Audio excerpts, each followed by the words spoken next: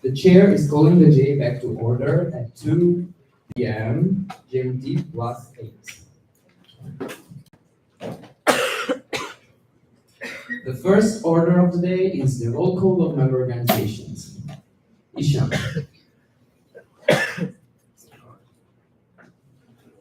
Ishanacharya, Alice India, building number 11. Welcome to GA number 5. I hope you have had a good time so far. Here is the attendance for the 5th GA. So yesterday was the birthday of one of our OCs, but we didn't tell anyone, so we couldn't wish them. So we're going to do that today. So happy birthday, Louise. She's standing at the back.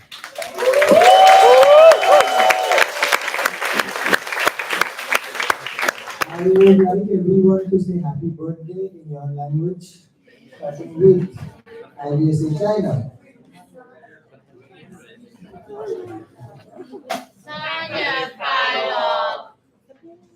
IBSA Chile. IBSA Czech Republic. IBSA Denmark.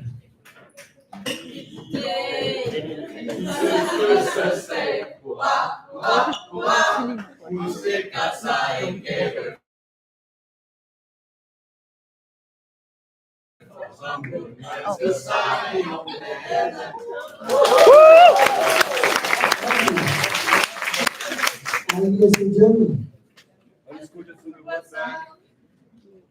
IBSA Greece. IBSA Greece is absent. IBSA Hungary. Boldog nog dood.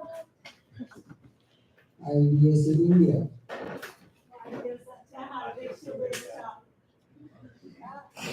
IBSA Italy. IBSA Japan. IBSA Republic of Korea. IBSA Latvia. IBSA Malaysia.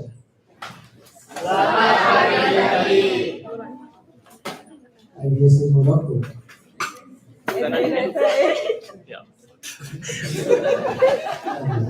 IBSA Nigeria.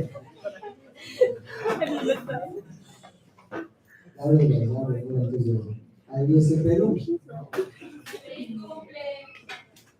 IBSA Philippines. Maligayang kaarawan sa iyo, Luis. IBSA Poland. Wszystkiego najlepszego z Tobą. IBSA Serbia. Cześć, rodzina. IBSA Taiwan.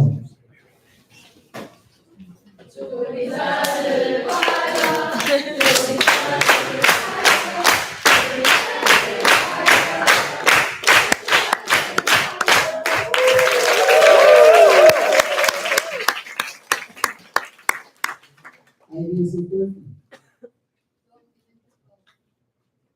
And the one we wait for every day, IBSA UK. Happy birthday.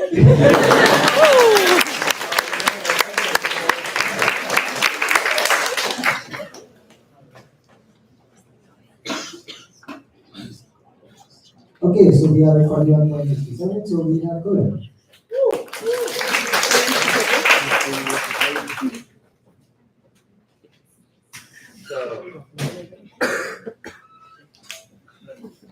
Next order of the day is nominations for Executive Committee for 2025-2026.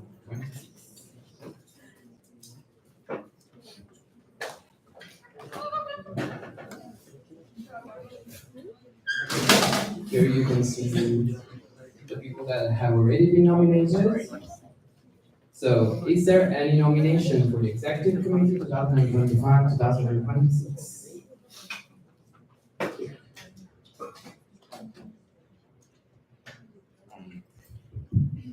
Dimitro, IBC ROK, heading number 22.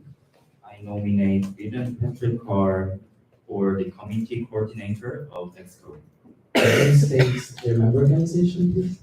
So, IBC.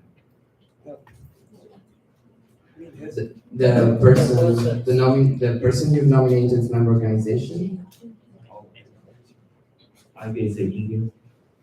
Thank you. His second option is secretary. Is there anyone? Ethan Wazrin from IBSA Malaysia, bidding number 55. I would like to nominate. Wait, we need someone to accept the previous nominations Sorry. on their behalf. No worries. That's not me. No worries. Is there anyone to accept the? I accept on your behalf. Thank you.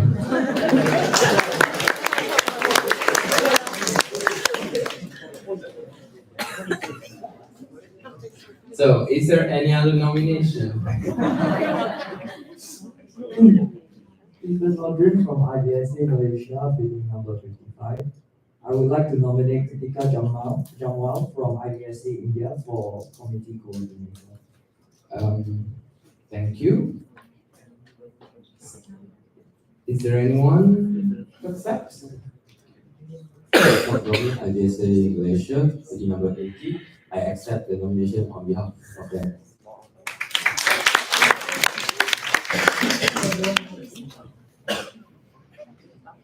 Is there any other nomination?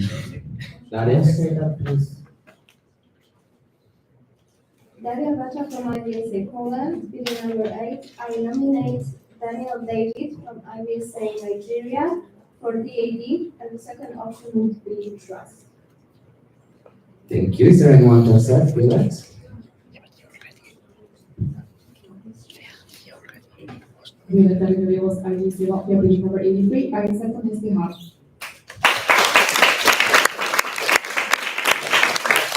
Is there any other nomination? Yes. Claudia Snyder, IBSA India, bidding number 75. I nominate Esther Ibe for secretary, position of secretary from IBSA Nigeria. Thank you. Is there anyone to? Out of order, Secretary or Secretary General?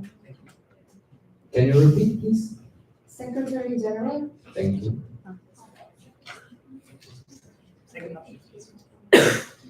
Do you know their second option? No, I. Okay. We will get in touch to ask them their second option. Is there anyone to accept the nomination? Yes.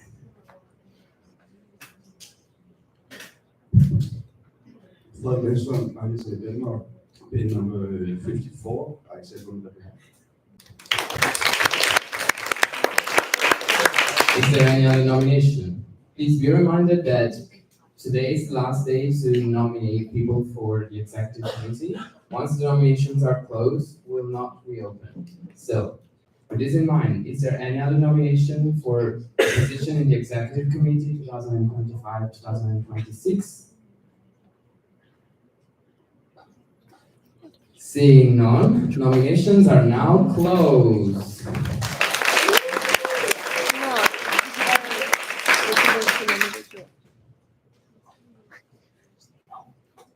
The next order of the day is nominations for chairs of standing committee and candidate committee and networks. Is there any nomination? Yes. Matthias Jagler, IBSA Germany, bidding number 40. I would like to nominate Gautam Shukla for standing committee, as chair of standing committee on career to IBSA India. Thank you. Is there anyone to accept the nomination? Anyone to accept the nomination? Yes. Anish. Mathematical course, IBSA Latvia, bidding number 56. I accept on your behalf.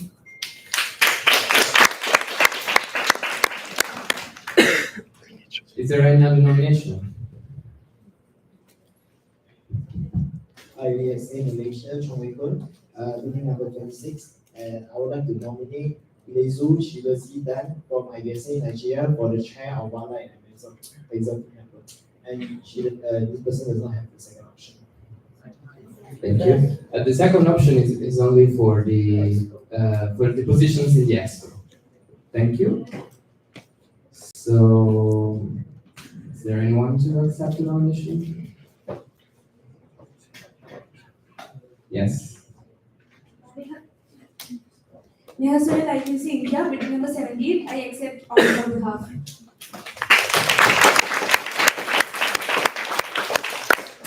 Any other nomination? Yes.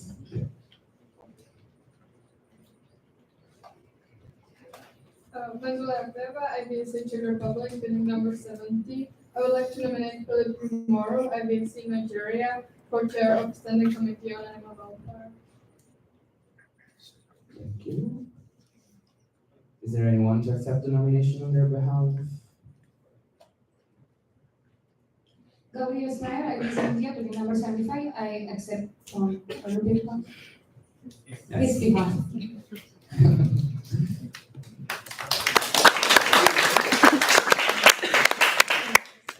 Any other nomination? Anandu.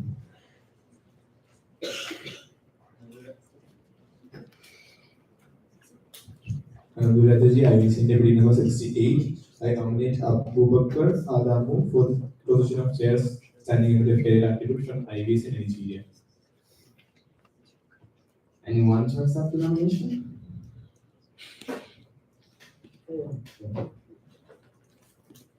Neha Sunil, IBC India, bidding number 78, I accept on his behalf.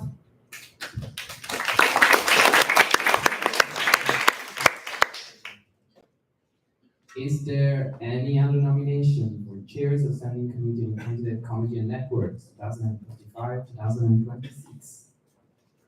Yes.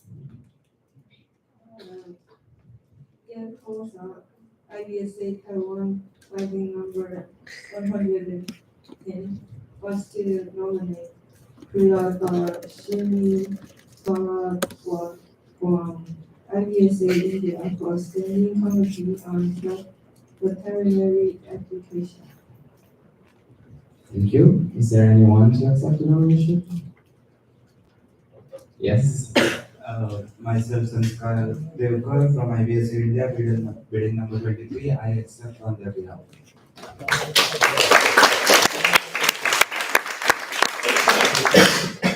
Any other nomination? Seeing none, nominations are now closed and not reopened.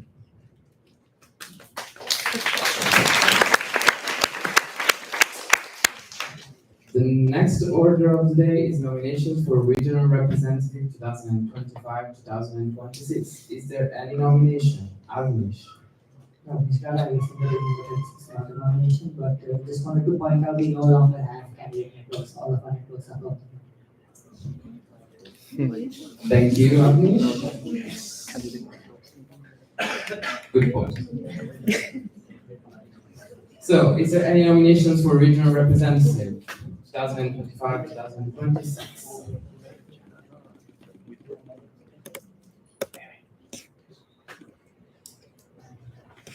Seeing none. Nominations are now closed and will not reopen.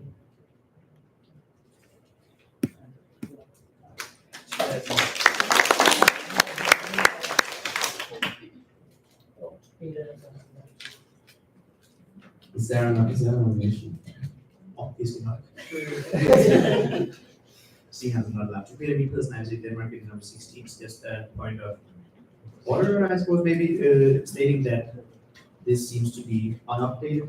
Sorry for this, we do have nominations for all positions. There's a second slide. For regional representative? Yes.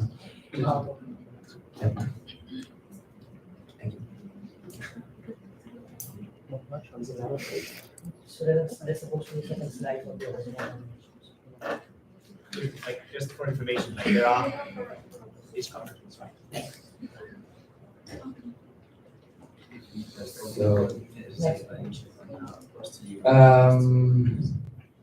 So we close nominations for regional representative. The next order of the day is nominations for the Secretariat 2025-2026.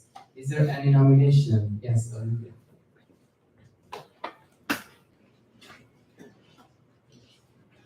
Olivia Jill, IBSA UK, bidding number 32.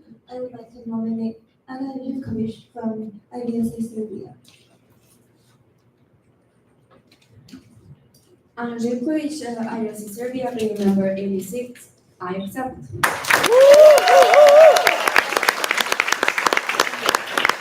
there any other nomination? No, I'm sorry. He accepted it. Sorry. We apologize.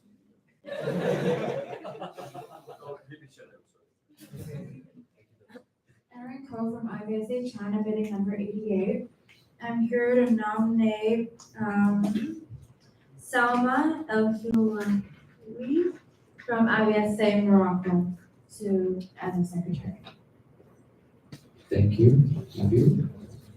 Nabil El Habib, IBSA Morocco, bidding number 87. I accept on her behalf.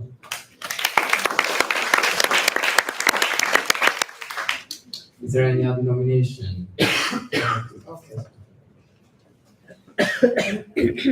Messoud Alamzidi, IBSA Morocco, bidding number 49. I'd like to nominate Deborah Bouadiwa from IBC Ghana for the position of secretary. Is there anyone to accept nomination? Yes, Beth. Beth Makowska, IBSA Electric, bidding number 56. I accept on their behalf.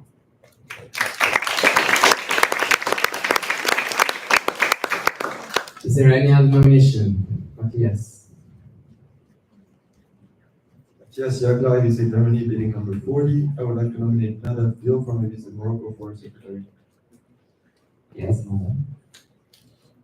Nada Phil, IBSA Morocco, bidding number 33. I accept.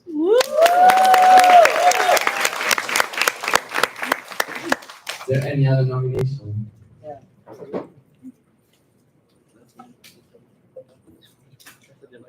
I'm Nancy from IBSA China, bidding number 50. I'd like to nominate Mira Wabaka from IBSA India for the position of secretary. Is there anyone to accept the nomination? Yes. Right. Ryan Square, IBSA India, bidding number 73. I accept on her behalf.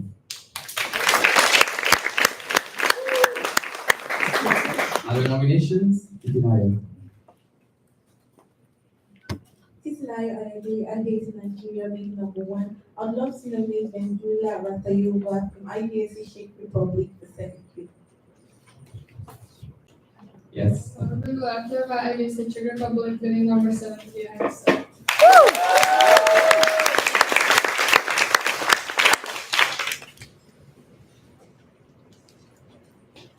Is there any other nomination? Yes.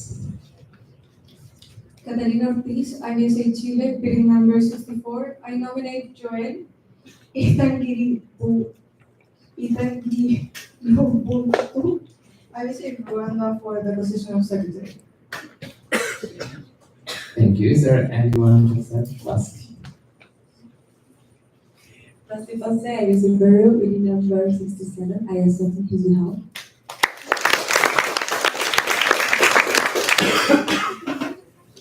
Any other nomination?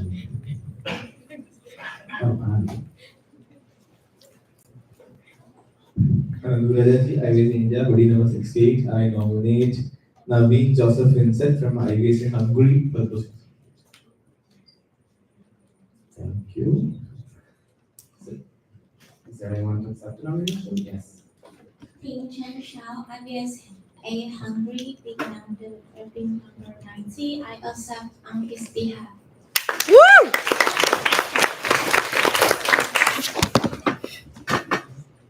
Is there any other nomination? Seeing none, nominations for the Secretariat 2025-2026 are now closed and will not reopen. The next order of the day is nominations for Trust 2025-2026. Is there any nomination? Yes.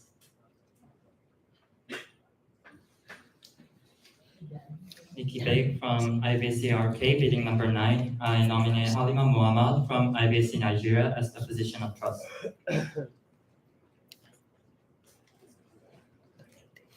Is there anyone to accept? Yes, Ishan. Angela Sanguinaria, IBSA Peru, meeting number 10, I accept on her behalf. Any other nomination? Amish? Parmesan, IBSA India, building number 36, point of information from the election committee. We just did Daniel David's nomination for CC. DAG, sorry, and he's also there on trust. Was it put in right now or is it? Yeah. Nominated on IBSA EXO meeting number 3, yeah, we just got a nomination, so we have to remove the candidate from the trust nominees. Yes, as a reminder, every person can only accept one nomination at a time, so after accepting another nomination, every previous nomination will be not valid anymore. So is there any other nomination for the trust? Yes, Nabil. Nabil and Habib, IBSA Morocco. I nominate Erin Ko for the position of trustee. What's your bidding number? Bidding number 87.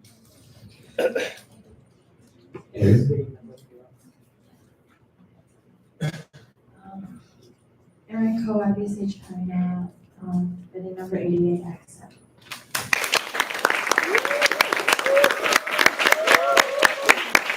Is there any other nomination? Any other nomination? Peter, did you have a nomination? No, it was just You cannot have nominations. already, but Tammy Is there any other nomination for a position of trustee? 2025-2026? Seeing none, nominations are now closed and will not reopen.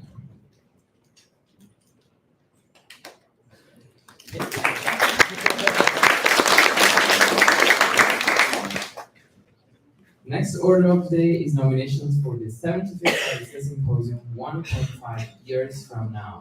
Is there any nomination for the 75th IBSA Symposium?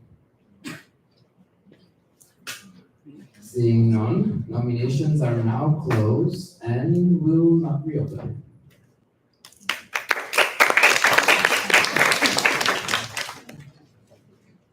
Next order of the day is nominations for the 76th IBSA Congress 2 years away from now. Is there any nomination? Seeing none, nominations are now closed and will reopen at the next meeting of the GA.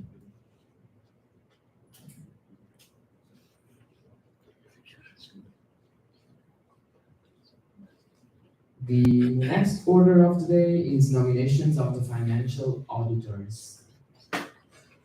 Is there any nomination for the financial auditors?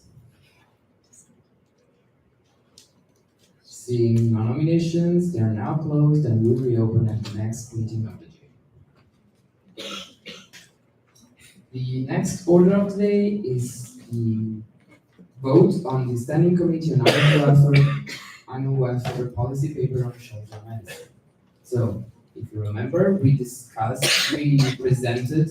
this policy paper, and today we will open discussion and vote to approve this policy paper.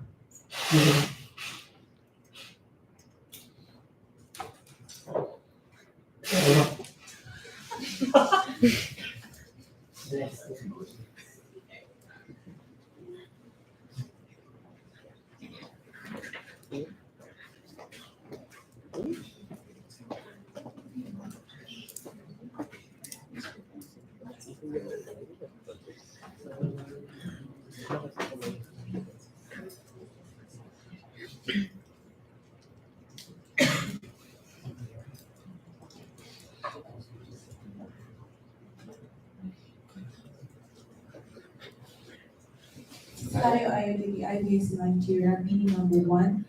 This is a policy paper presented by the Standing Committee on Animal Welfare on shelter medicine. and we did a brief overview of it yesterday on shelter nursing, brief history, how it started in the 90s, how it's evolved, and how presently there is an advocacy for the no-kill policy, and highlighted some challenges faced by shelters and the call for action of government, veterinary students, animal welfare organizations to improve shelter medicine and also add shelter medicine to the veterinary curriculum. So I move to approve the policy paper on shelter medicine. The motion on the floor is to approve the policy paper review on shelter medicine. Is there any discussion? Is there any discussion?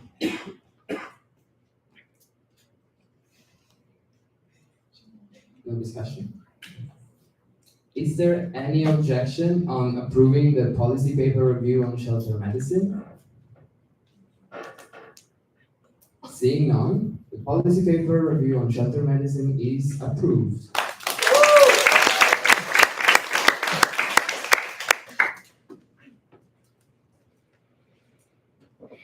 The next order of the day is the Standing Committee the discussion and vote on the Standing Committee on Animal Welfare policy paper on from 5 freedoms to 5 domains, the need to change animal welfare models over time.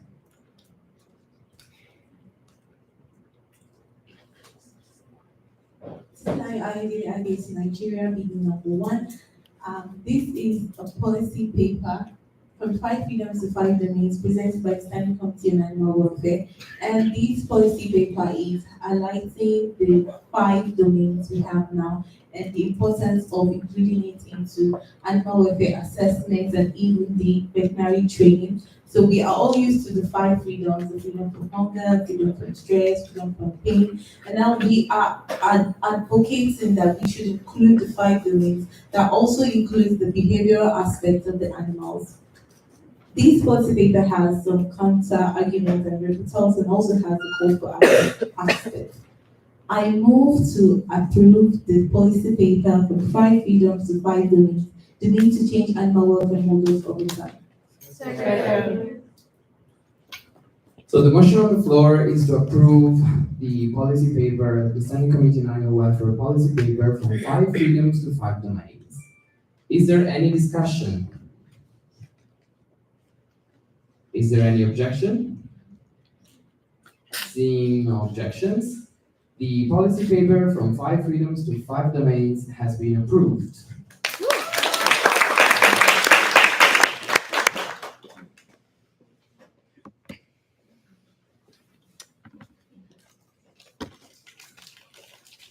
The next order of the day is the bylaw amendment 5.4, termination of membership of IBC officials,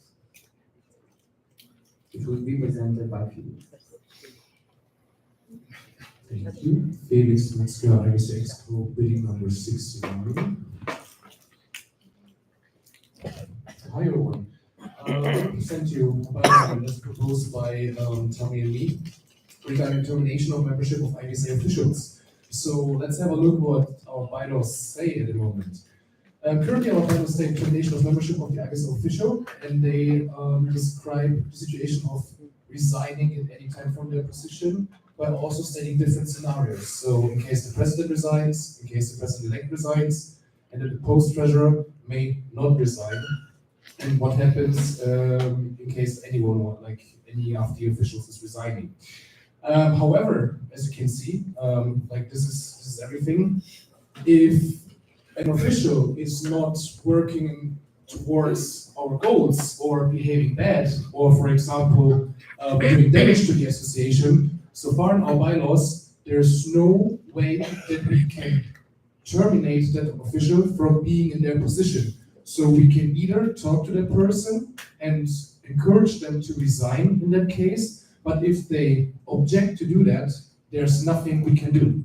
We just have to accept it. So we came up with a bylaw amendment, which looks like the following, and I will read it out.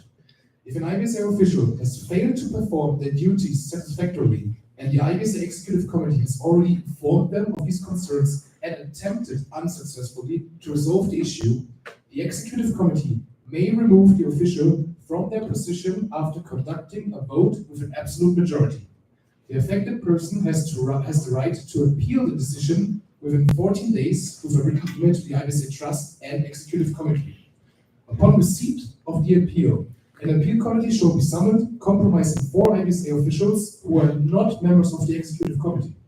The appeal committee shall reach a decision by simple majority within 20 days from the date of receipt of the appeal. The Executive Committee must prepare a report for the next General Assembly regarding this decision, which must be confirmed by vote. So with this bylaw amendment, we try to cover, okay, who's going to make the decision, and we went for the IBS Executive Committee, which is the case for many of our decisions. But we also want to make sure that there is a certain majority, in this case an absolute majority, that is needed. So it's not an easy, a simple decision. So not a group of exco members can just go against an official they don't like and make this decision. We also wanted to keep an account that in case of unfair treatment, that official who's getting kicked out has the chance to appeal the decision, to make sure it's reviewed by another party, to make sure if the process was fair. But we also wanted to make sure with the timelines here, with the days, that this process goes fast, because we don't want to deal with the process for a big amount of the term, because it's taking a lot of time and effort. This is what we propose, that this is added before the resigning part. So our bylaws would look like this. So the part I just stated would be added under 5.4, termination of membership of the IBSA officials, plus the resigning part that is already existing, which would not be changed. So I move to approve the bylaw amendment 5.4, termination of membership of the IBSA officials. The motion on the floor is to approve the bylaw amendment 5.4, termination of membership of the IBSA officials, so that it will state what you can read in red here. Is there any discussion? Gary.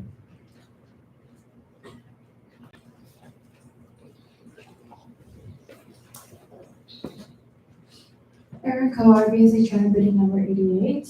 How is the appeal committee selected? Felix Metzger, IBSA Exco bidding number 69. So far, when we had to form an appeal committee, there was an open call to all officials who wants to join. However, that means also that if when an official, for the appeal committee, we also keep into account that in the appeal committee, potentially no close friends or people who might have a conflict of interest will be in the appeal committee. Is there any other discussion? Yeah.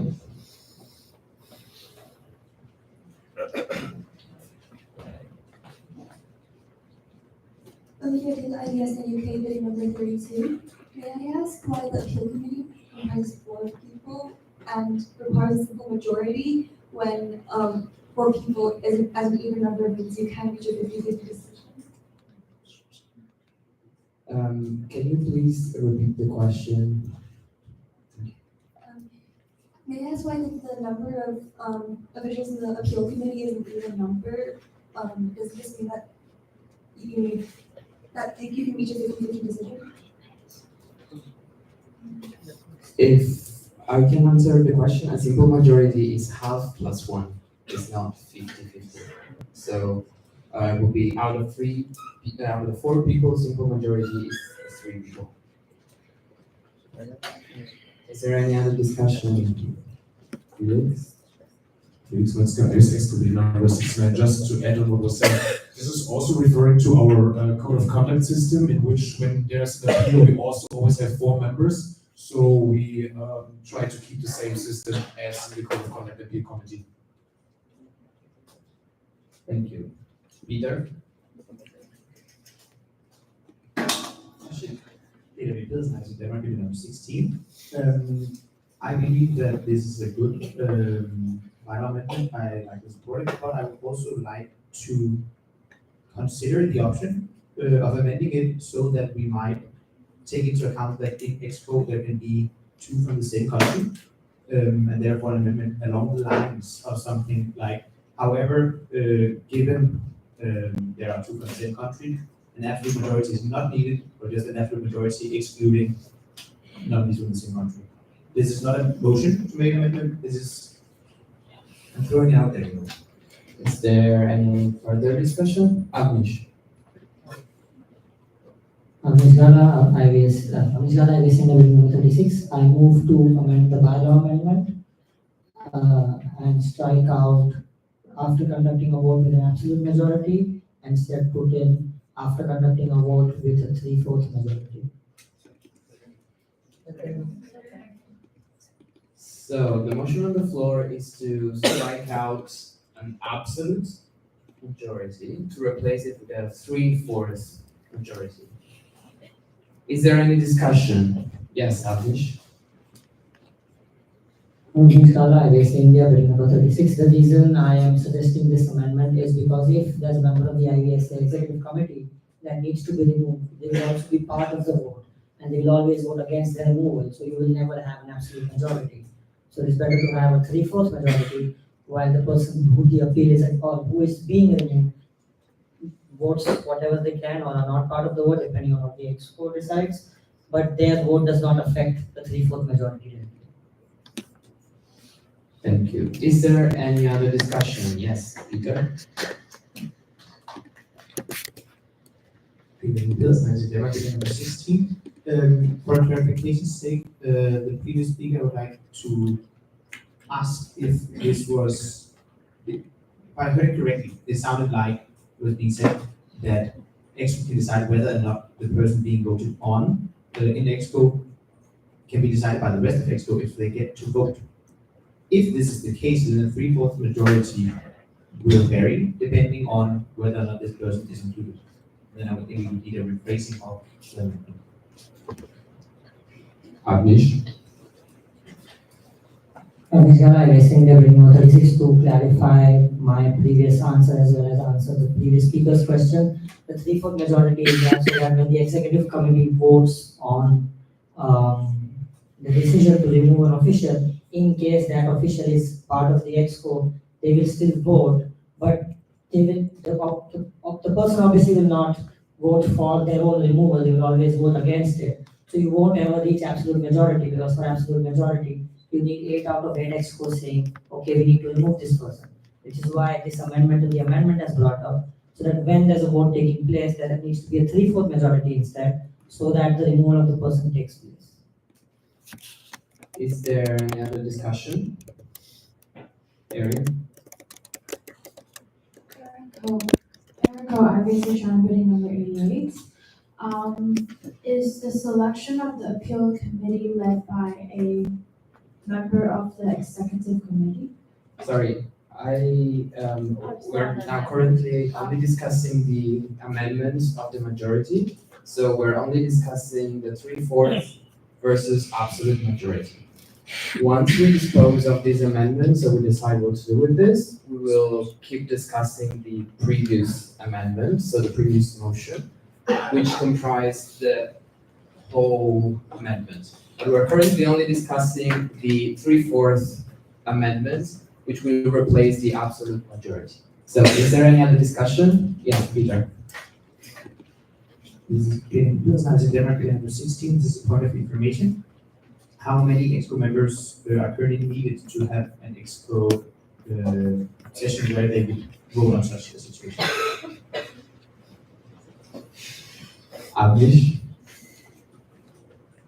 Ms. Gala, I will say that bill number 36. In an ideal situation, the executive committee needs full attendance to be part of the executive session. However, they are allowed to conduct the executive session if there is quorum of 50% present at the executive session.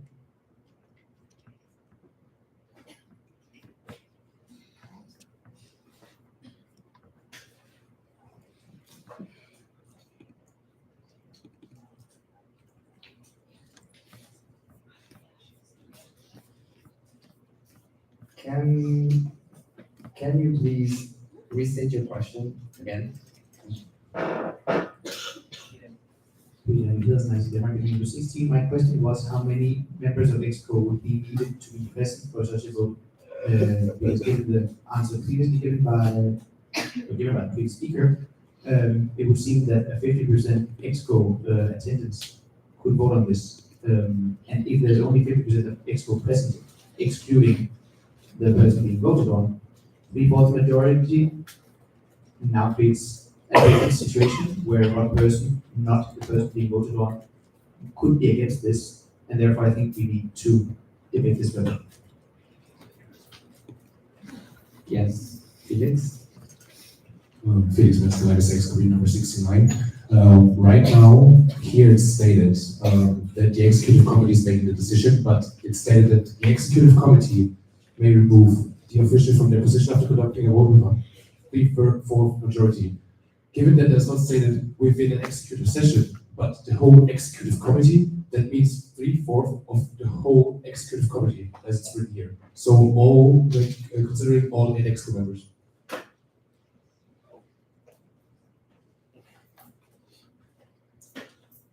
If I can clarify what I think the previous speaker wanted to say, please correct me if I'm wrong, so that everybody can understand. So since we're talking a 3/4 majority, and in the bylaw amendment, it's not specified 3/4 majority of all EXCO votes. It can be interpreted as a 3/4 majority of the EXCO voting on the matter. So it doesn't mean that there will be that all the EXCO members are voting on that matter, but that the quorum that is necessary to conduct a vote is voting, and the 3/4 majority of that quorum is necessary to vote. Is that what you were talking about? It might sound a bit intricate. Give it to Felix, please. Felix Metzger, EXCO number 69. I have to say that I don't interpret the parliament that way. I would say, like as a like idea, what about agreeing to this amendment and adding an amendment that clearly states that the full executive committee must be involved for removing to make it really clear statement? Is there any other discussion on the motion on the floor? Peter?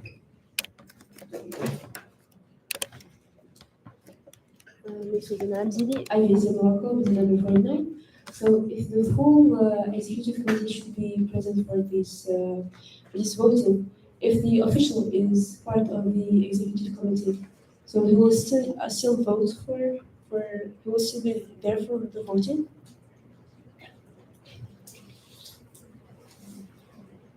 So, yeah, please. Felix Metzger, EXCO bidding number 69. As it's stated here, yes, that's the reason why the suggestion of the 3/4 came, to make sure that even if given that the person is involved, still a majority can reach to remove the person. Any further discussion? Peter? Peter Nicholas, I think Denmark number 16. I appreciate the previous speaker's point, and I think it's a good idea, which just to restate would be that we vote to accept this amendment to the amendment, and afterwards make a new amendment to the amendment, which would then state, conducting a vote with a 3/4 majority that's specifying of the entire EXCO. Because that way, we would also ensure that the member being voted on would actually not be required to be there. This is a slight alteration from the previous speaker's edition, but I think it would be better. Thank you. Thank you. Stavros. Stavros Babakiotis, EXCO bidding number 5. I would like to maybe present yet another motion because it has the tendency to get a little bit more confusing as we go, in my perspective. And I would like to hear the opinion of the GA on maybe keeping the absolute majority, but then specifying that conflict of interest, that participants with conflict of interest would be excluded. Thank you, Soros. As mentioned yesterday, bylaw amendments require 1 month prior notice to be sent to all member organization before being considered by the GA. So altering the amendment of the bylaws in a way that adds something that is beyond the scope of the original bylaw amendments is not possible without prior notice, unless the whole GA resolves to accept it unanimously. So I think even more conditions to this bylaw amendment is not possible unless the whole GA unanimously resolves to accept the consideration of that amendment. So, going back to the current bylaw amendment, we are discussing the amendment to strike out absolute majority and replace it with 3/4 majority. To summarize what has been discussed so far, is that since the amendment doesn't specify if it's a majority of the whole EXCO or if it's a majority of the EXCO voting during the EXCO meeting, it is proposed to amend again these amendments in a way that specify whether the majorities of the EXCO or of whole EXCO or of whole of the EXCO voting. So the options here are to accept the 3/4 majority amendment right now, and then propose a new amendment to specify what majority we're talking about, or to discard this amendment and propose a new amendment that states 3/4 majority of, a whole new amendment that proposes the changes that you would like to make. So, is there any other discussion on the motion on the floor?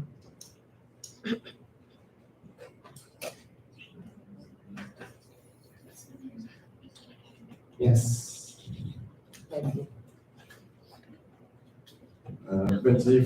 Benzi from IBSA China, building number 50. Just something a bit technical with the text there. I'm thinking that instead of saying 3 out of 4, we may instead want to present it as at least 75% majority. Reason being that if we say that we conduct a vote with specifically the 3/4 majority, if we are just slightly above that, that's technically not 3/4. Also, the slash needs to be the other way because that means something different mathematically.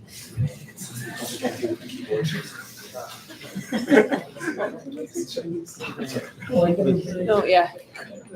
Yes, Ishan?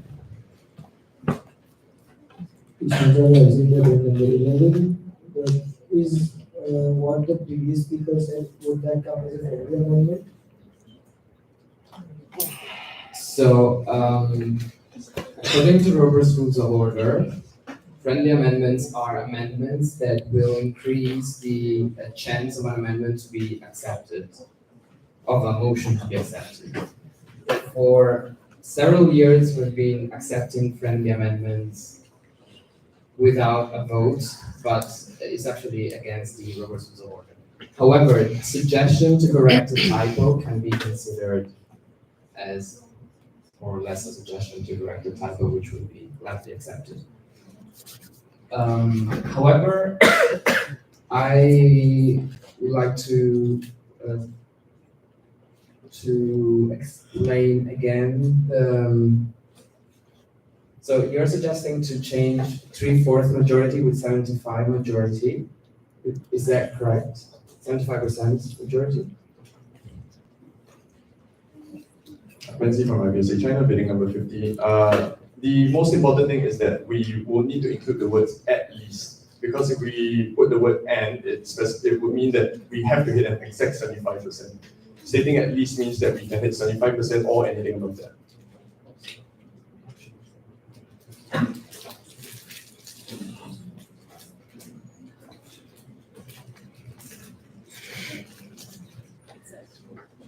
So currently in our bylaws, all the majorities in our bylaws and in the rubber rules of orders, all the majorities are indicated with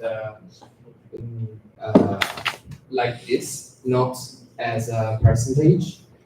And to keep it, to keep the, yeah, to keep it in line with the rest of the bylaws, we will this formula is in line with the rest of the bylaws and with the Robert's Rules of Order.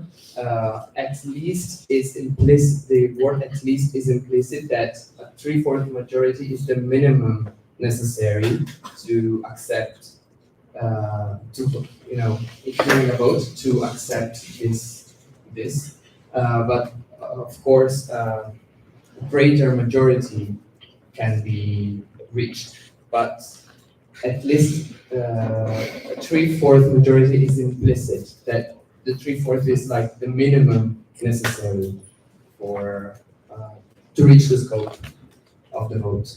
Yes. Is there any other discussion? Matthias?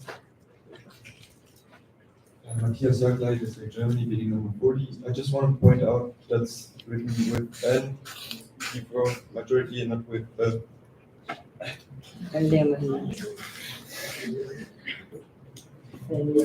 So it was, yes, it was N because the other word was absolute, so in case it will be changed to 3/4, we will change the article as well. So is there any other discussion on this the motion on the floor? Peter? Personalized, we're not reading number 16, this is a point of information. What would be the move to, I move to go on a vote on this? Like, how would I phrase that? So after the discussion is finished, the chair will, after the chair thinks that the J doesn't want, that there is no more discussion on the motion on the floor. So when the GA doesn't want to discuss anymore, the chair will ask if there is any objection on accepting this amendment. If there are no objections, the motion passes. If there are objections, we go on with a vote. If the GA decides that they want to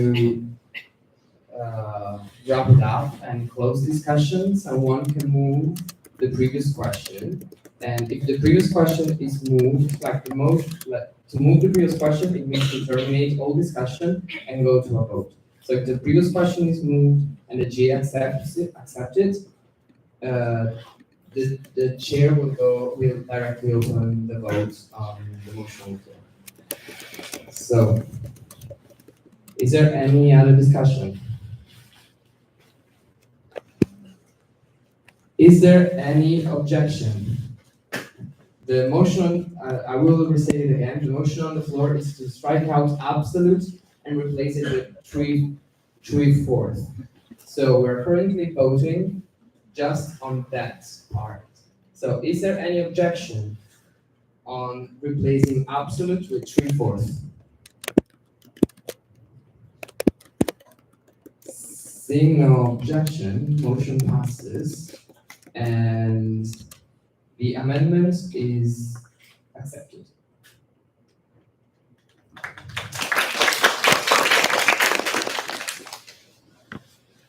So now we go back to the original bylaw amendment as it was edited by the GA, and we will continue discussing on the original amendment, which is what you can see stated here. Is there any discussion on this amendment? Agnish? Agnish? Visual, I guess India getting number 36. I'm going to go into 5 minute standard ease, so that we can. I'm going to go to 5 minute standard ease. Is there any discussion? Is there any question? Seeing none, we're sending the lease for 5 minutes. You cannot leave the room. Please talk to your bodies, talk with the other delegates.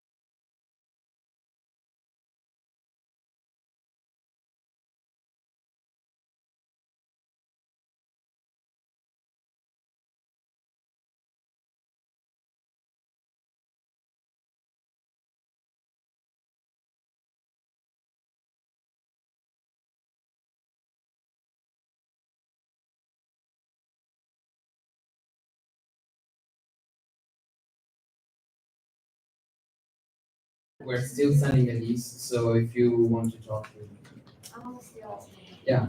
So if you want to discuss a motion or make any amendments, you have to wait until I call the J back to order.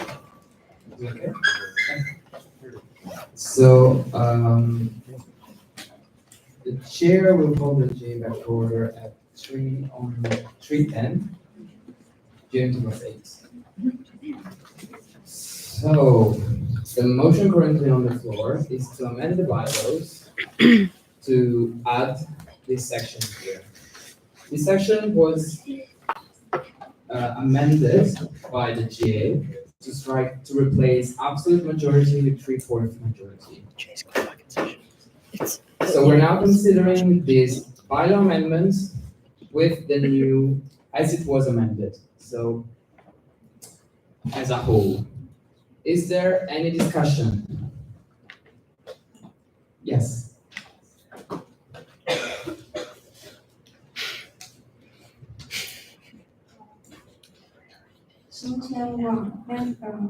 IBSA Taiwan, meeting number 82, points of information. What is the process of to select appeal committee to make them stay neutral in order that there are some friends of the official in it? Thank you. Is there anyone who would like to answer? Felix? Felix Metzger, IVC Exco, bidding number 69. Based on this appeal process, like in the past, was mainly used for code of conduct situations. So when there was a code of conduct appeal and the appeal committee was formed, for code of conduct situations, usually the trust is doing it.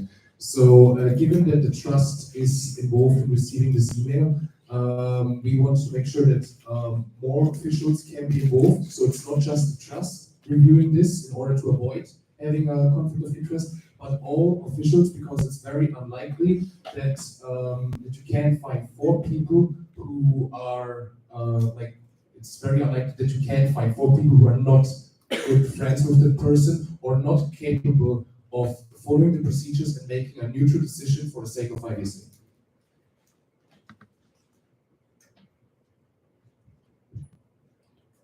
Is there any other discussion? Yes. Messieurs et Mesdames ici, IVC Morocco, bill number 49. I just have a question. How do you make sure that the people you will select won't have any conflict of interest or be friend of this person? Felix? Felix Metzger, IVC Exco, bidding number 69. The problem is we can just go with obvious things. So if people are saying, I want to be part of the appeal committee, and we obviously know that they are friends, we will not select them. But besides that, we can't ensure that because there's no procedure to look into the minds of people, unfortunately. Any further discussion? Chair Shum, IVC China, bidding number 81. I'd like to ask for selection of the appeal committee. Is there like a set of rules on how you're going to select 4 IVC officials? For example, if 20 people apply, is it like a first come, first served basis, or are there any other standards that you'll be considering? Felix Metzger, IVC Exco, bidding number 69. So regarding the process, usually for such a committee, it's the president who's sending out an email to all the officials in case the president is the concerned person, where it's talked about terminating the membership. Those tasks fall to the vice president, who's a different person. It's not first come, first serve. As mentioned, it will look like, okay, are there any obvious connections, like any obvious friendships, like for example from past events and so on connections, or are those people like directly working with them, which could also give the impression, based on they're directly working, that they spend more time together, therefore they have more meetings and a higher chance to have a connection that could influence the appeal. Thank you. Any further discussion? Avnish? IVC in the bill number 36, I move to amend the bylaw amendment.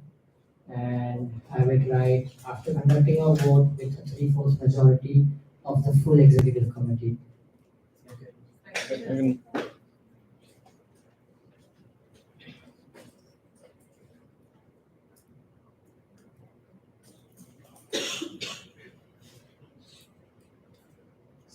So, the motion on the floor is to amend the bylaw amendment.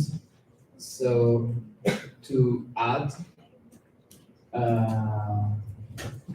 majority after the 3/4 majority to add of the full executive committee. Is there any discussion on the motion on the floor? Which would you like to discuss? You propose the motion, so you have the right to discuss it.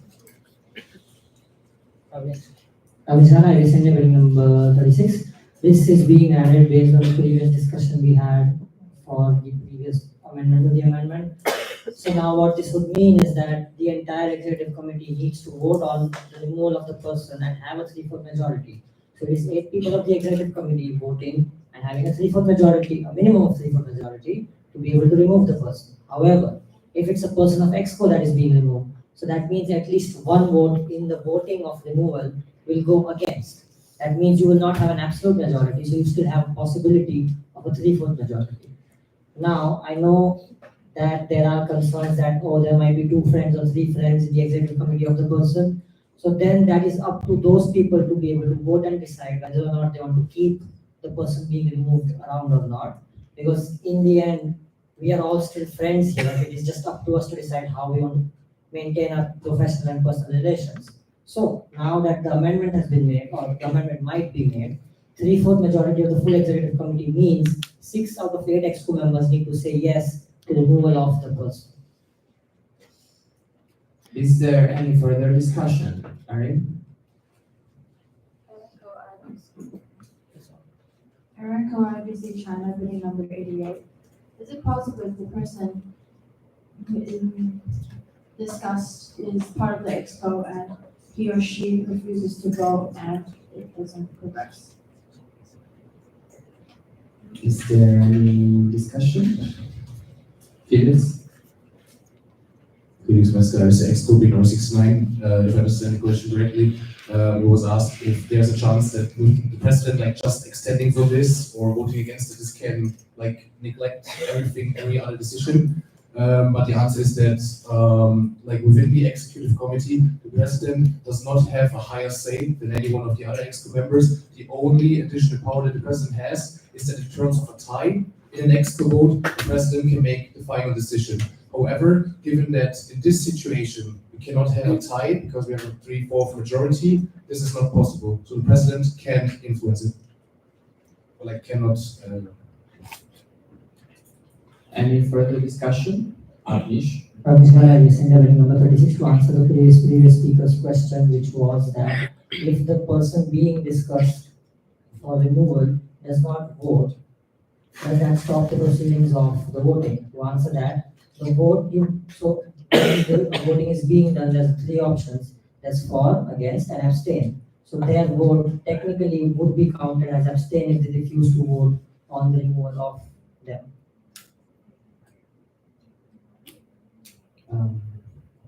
To add something to this, since it's stated of the full executive committee, it will be necessary a 3/4 majority of the whole executive committee, included the abstention. So the abstention are still counted in the vote because it is specified of the full executive committee. So the executive committee is composed of 8 people. In this case, we are adding of the full executive committee. So a 3/4 majority of 8 will be necessary to take this decision, which is 6 people out of 8. Peter? Number 16. I would like to specify that adding this specific part to the entire amendment is only for safety purposes, so to speak, is so that we are certain that there's no misinterpretations. The further discussion will resume after we've added or chosen not to add this. Therefore, I move the previous question. Is there a second? Is there any discussion on the previous question? Anandi?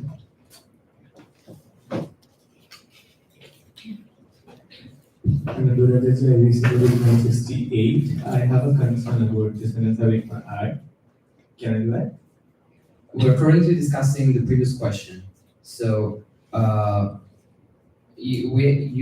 discussion is only about if you agree or not to accept the previous question. To go to The previous speaker's question. So the motion to move the previous question, it means to terminate all debates and go for a vote. So the previous speaker moved the previous question. Sorry, this is confusing, I realize it. I know, but please follow me. Okay, I'll try to make this very clear.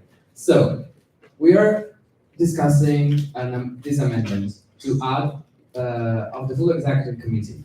We have had some discussion until the previous question was moved, which means to terminate discussion and go directly to a vote. So now we have to decide whether we want to keep discussing or whether we want to vote to accept this amendment here. So if you agree to go to a vote, you don't object to the previous question. And if you want to keep discussing this motion, this amendment, and this amendment only, you agree to the previous question. So we go to a vote, and the GA votes on these amendments, and then we keep discussing the whole amendment in its entirety. Is it clear? Yeah. Can I do it in a point of information manner? Point of information? Does this mean, like, if the person who is we are voting against is not showing up to the meeting, and we are not getting a full executive committee members to vote, does that mean the expression of the person extends? So, I'm sorry, I don't want to be mean, but we are currently only discussing, so the previous question was moved, so we have to decide whether or not we accept the previous question and go for a vote or not. We're not discussing the amendments anymore. We're only discussing whether or not we want to vote on this or if we want to keep discussion. So, is there any discussion on the previous question? Yes, Amelie. Amelie Phillips, IVSA Germany, voting number 34. I think we need to discuss some more because I think it's very obvious that there are still some questions. Thank you. Is there any other discussion to move the previous question? Peter? Denmark, number 16. While I recognize what the previous speaker said, I think all of the questions still refer to the primary amendment to the bylaws and not to what we, but if that is not the case, I will quickly mention that adding this is almost superfluous. That means it almost doesn't do anything. It is only to. I have to interrupt you because you are discussing you are now discussing the amendment. We're only discussing if you want to move the previous question or not. Please.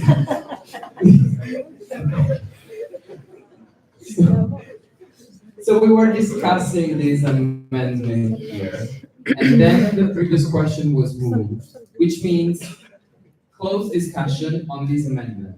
You seconded it, which means there were some seconds, which means that some people agree with moving the previous question and closing the discussion. So, is there any objection to move to the previous question and close discussion on these amendments? To the bylaw amendment. To the bylaw amendment. Is there any objection to the previous question? Is there an objection? Okay, let's go to a card raising vote. Do you agree?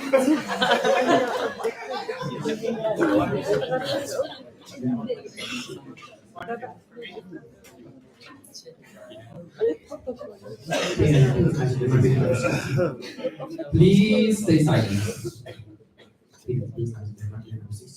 If she objected to moving to the previous question, then we wouldn't go to a card raising vote, would we? No, because we need a simple majority. Yeah, card raising vote. But she objected, didn't she? Yes, she objected, so now we have to vote. Previous speaker. Guys, please.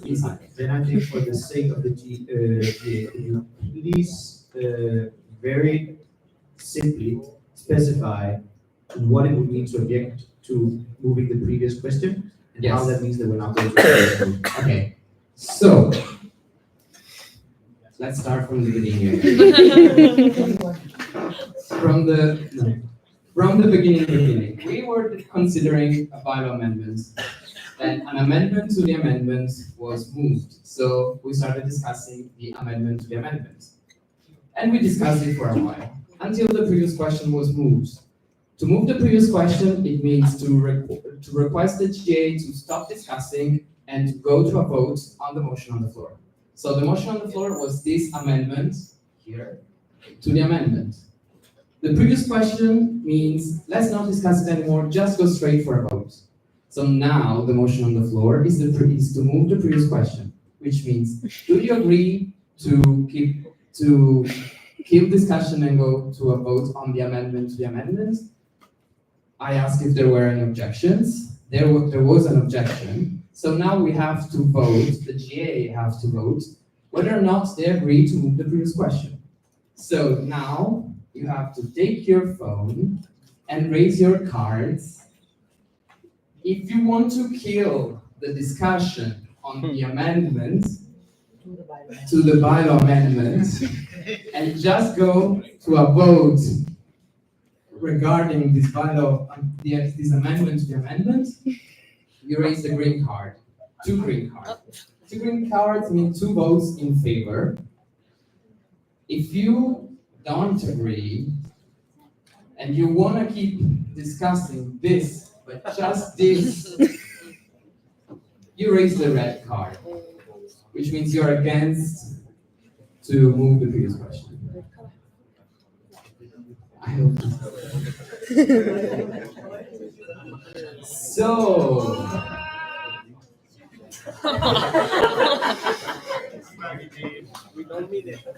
Please, voting delegates from each MO, raise your cards. If you want to keep discussing these amendments to the amendments, raise a red card or 2 red cards, or you can also please be silent. This is already complicated as it is. No need to make it more complicated. You have 2 cards. You have 2 votes each, so you can raise. Guys, please be silent. Each MO has 2 votes. You can also vote 1 in favor, 1 against. You decide. But you have to raise a green card if you want to kill the discussion on this amendment to the amendment. Raise a red card if you want to keep discussing this amendment to the amendment. So now please take your cards and let's vote.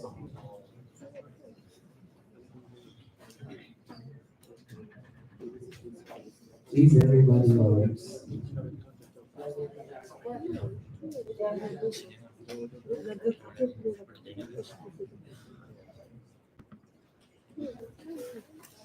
Did everybody vote? Could you repeat your vote, please? Your vote is on 0. Okay. Okay. We have a simple majority, which means half of the GA plus 1. So the previous question was.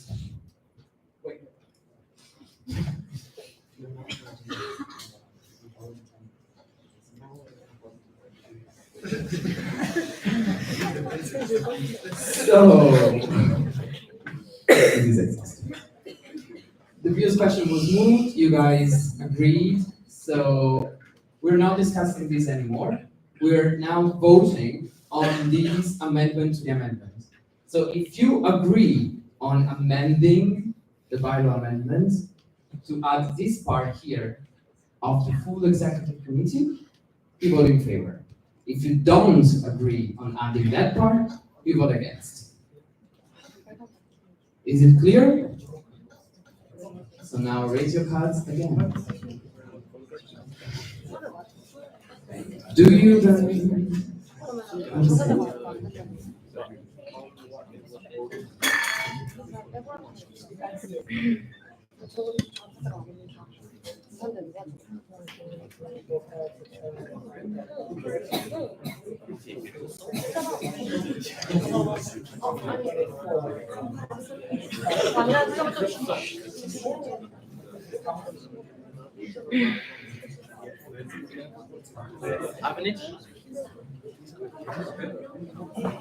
We are missing a few countries.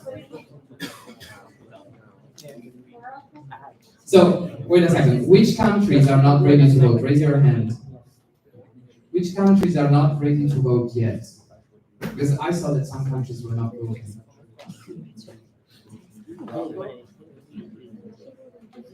Wait. Are you ready to vote? 1 second.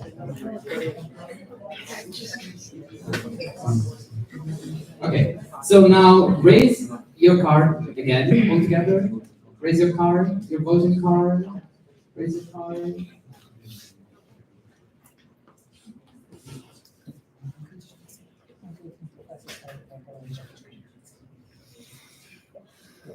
We have a simple majority, so motion passes. The amendment is amended.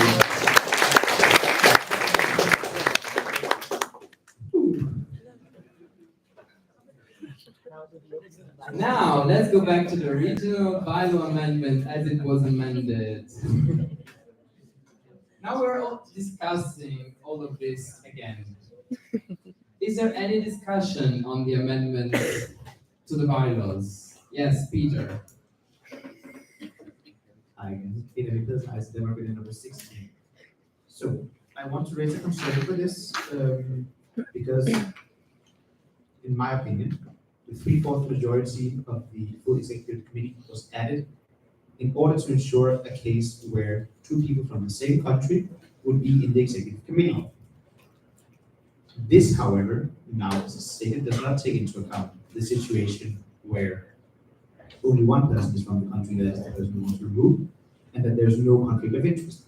In my mind, I would like it to be such that the entire rest, and I know we cannot admit it, this is not my proposal, but I just want to raise the concern. I would like for the entire rest of the executive committee to agree to remove a person that they don't consider fulfilling of the position they're holding. I hope that makes sense. Agnish. Vijana, I accept amendment number 36. To answer one of the previous speakers' doubts, I know we are still talking about how there might be another person from the same country, but there could also possibly be just another friend present in the executive committee that does not believe that this person should be removed. Now, these decisions are made by voting because democracy. So, if there's not a 3/4 majority of the full executive committee, then that person won't be removed, despite whatever the friendships and miships are going on.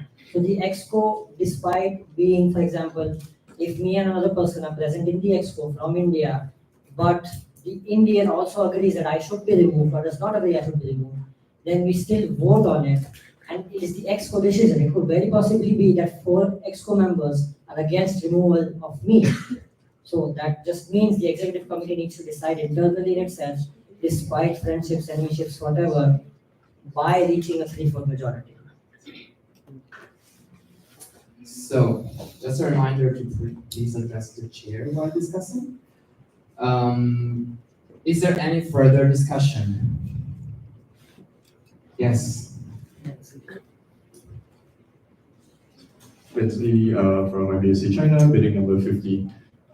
Regarding the committee's decision, it says that the appeal committee shall reach a decision by simple majority within 20 days and from the date of receipt of the appeal.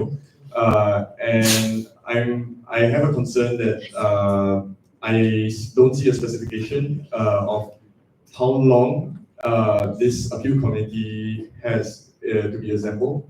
So there's technically nothing stopping the situation where the appeal committee is assembled maybe 19 days after the receipt of the appeal. Therefore, I don't know if I can do this, but I move that we make an amendment to the amendment that we state that an appeal committee shall be summoned within 10 days of receipt of the appeal.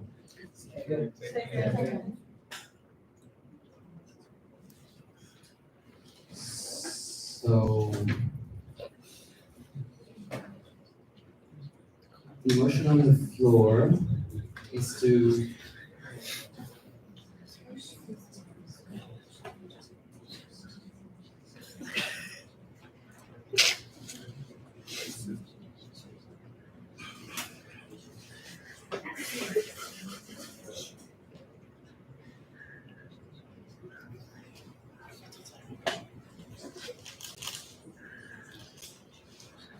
How much?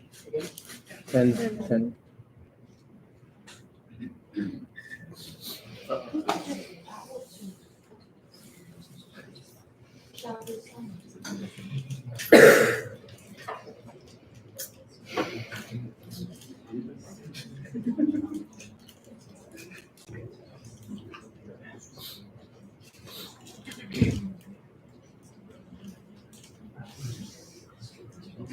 So,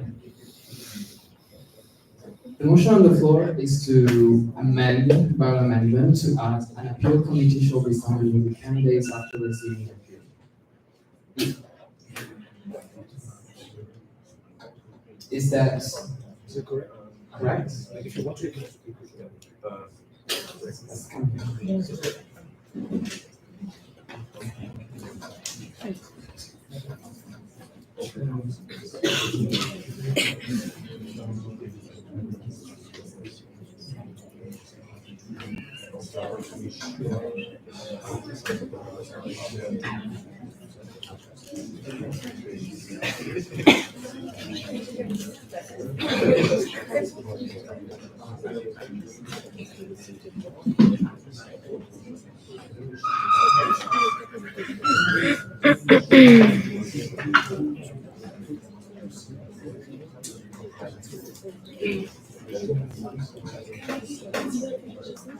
Yeah, we're doing a video.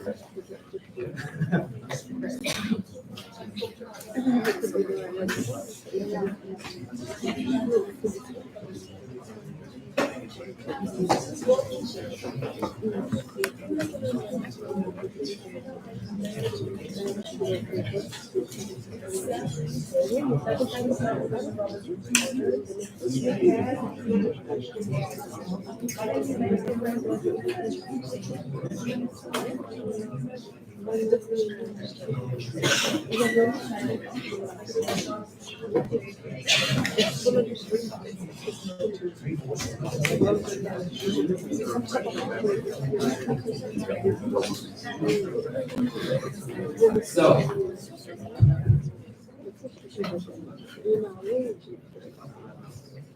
the motion on the floor is to add within 10 days after receiving the appeal. Technically, this is nothing new information. Please, guys. Technically, this is adding some new information to the bylaws amendments that were not previously considered and sent in advance to all MOs. So we could consider it if the GA agrees on considering these amendments to the amendments. Yes, Peter? Peter, in this consider amendment number 16, when you say the GA agrees, is that simple majority? It requires an absolute majority. So if the whole GA agrees on considering this amendment to the amendment, we can consider it, discuss it, and vote on it. If there is even one vote against, we cannot do it. So I will now ask you, is there any objection to consider this amendment to the amendment? Seeing no objection, we can now consider it because we have an absolute majority. So the motion on the floor is to add to the current bylaw amendment within 10 days after receiving the appeal. So it will state, upon receipt of the appeal, an appeal committee shall be summoned within 10 days after the receipt of the appeal. A lot of appeals here. Is there any discussion?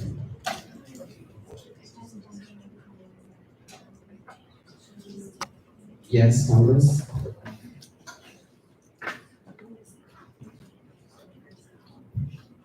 Starting over 36 for bidding number 5, I would like to ask the member of EXTO proposing the amendment if, under their knowledge, the 10 days would suffice, given that we had to summon multiple committees during this term. Yes, please. Felix Mascaris, EXTO bidding number 69. According to me and the experience of this term, I think 10 days is reasonable and should be possible.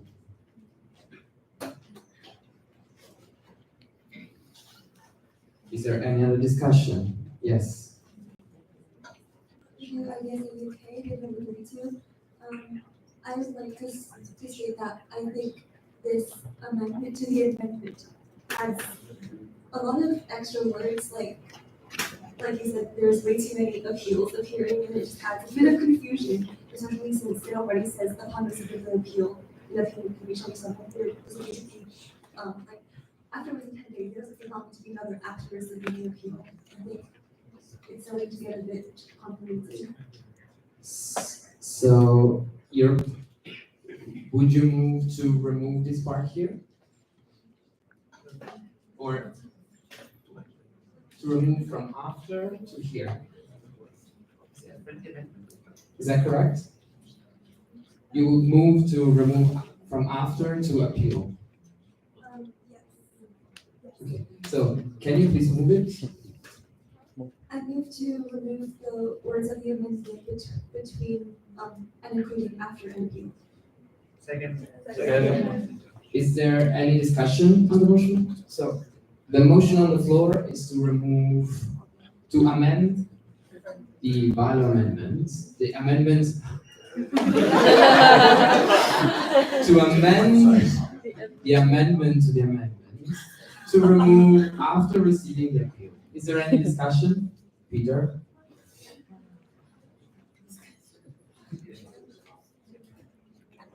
This is not discussion, it is a point of information. Would this not be considered a friendly amendment, given that it is simply clarifying and correcting, so to speak, the grammar of the amendment? It can be considered a friendly amendment. However, it is a misconception that friendly amendments don't have to be voted on. So according to the Robert's Rules of Order, friendly amendments have to be discussed and voted on, just like any other amendment. Yes, good. Felix Mascaris, EXTO bidding number 69. I just want to quickly clarify, with the comment, I cannot comment on the comment that it looks like it's striked out, so the braces do not mean this part will be striked out, just for clarification. So the motion on the floor is to amend the amendment to the amendment to remove the sentence in brackets. Is there any discussion? Is there any objection? Seeing none, motion passes. The amendment to the amendment is accepted.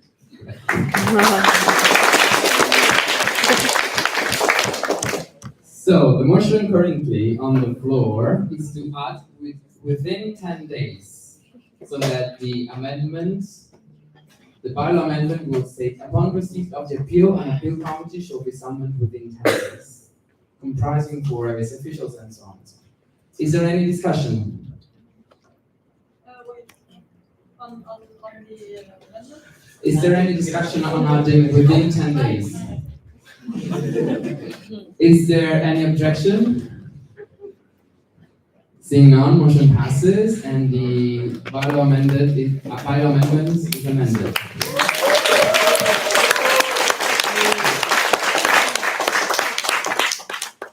So let's go back to the original amendment as amended so far. Is there any further discussion? Yes.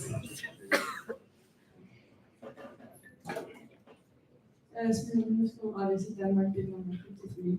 I just have a question about the committee, like maybe you mentioned it before, but who is going to summon the committee? Is it the president or? Felix? Felix Metzger, IVC Exco, bidding number 69. Yes, it's the president. In case that Exco is talking about terminating the president out of the position, the task would go over to the vice president to avoid that the president can select the appeal committee for a decision about him. So it's always the person not involved. Is there any further discussion? Yes. Ooh. Start. Okay. Taiwan? Sorry, I cannot remember all of their names. Sometimes I do know their names and then I forget them when I have to pronounce them, so please forgive me. IPSA Taiwan, bidding number 82. I want to ask the last sentence. The executive committee may prepare a report for the next year to vote to confirm whether the officials should be stepped down from its position. But since the official has already can do his or her duties, the officials may have to still continue working for maybe half years. I don't know. Who will be in charge of his duty? Sorry. Yes, Thomas? Exco bidding number 3. After the person is removed, we, for the executive committee, makes an open call for an interim person in that position until GA assistance approves this decision. If GA does not approve the decision, the past official will be returned to the original position.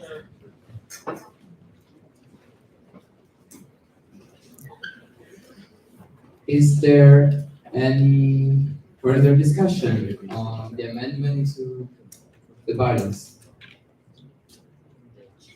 Don't be shy. Philippines? Yes. If you have something to say, raise your hand. Don't be shy. Francis Joyce, the senior IVC Philippines, bidding number 30. Just a friendly amendment, I guess. We would like to transfer the phrase comprising 4 IVSA officials who are not members of the executive committee beside an appeal committee. So the sentence shall be, upon receipt of the appeal, an appeal committee comprising 4 IVSA officials who are not members of the executive committee shall be summoned within 10 days. Is there any second? Second. So the motion on the floor is to move.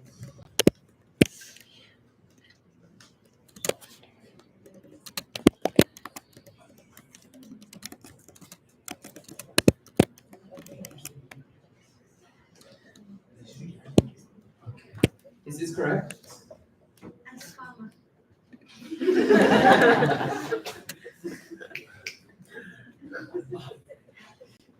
So, the motion on the floor is to move the sentence comprising 4 IVS officials who are not members of the executive committee after an appeal committee. Is there any discussion? Is there any objection? Is there any discussion? Is there any objection? Seeing none, motion passes.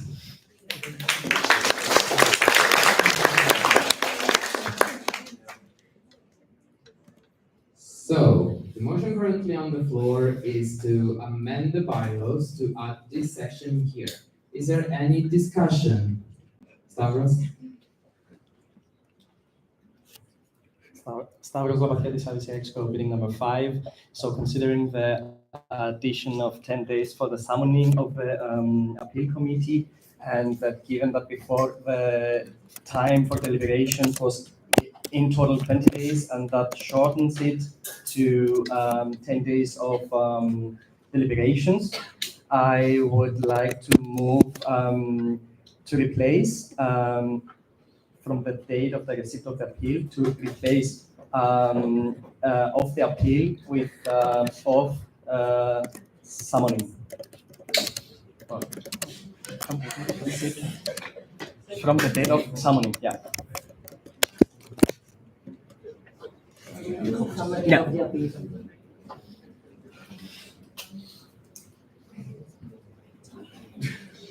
So is there any second? So the motion currently on the floor is to replace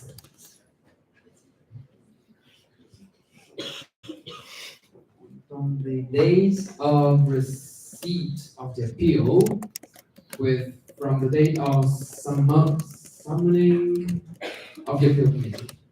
Is there any discussion? Yes, Peter. Bills nice, number 16, this is a question in 2 months. So the first would be whether or not the appeal committee would need to be catalyzed, seen as it is earlier in the amendment. The second part would be, would it be from the date of the summoning of the appeal committee?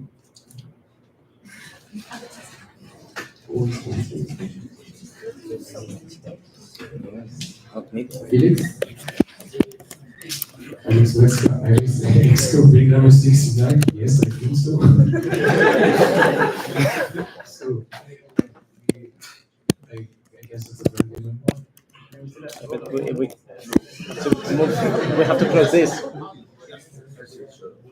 So, the current amendment to the amendment states that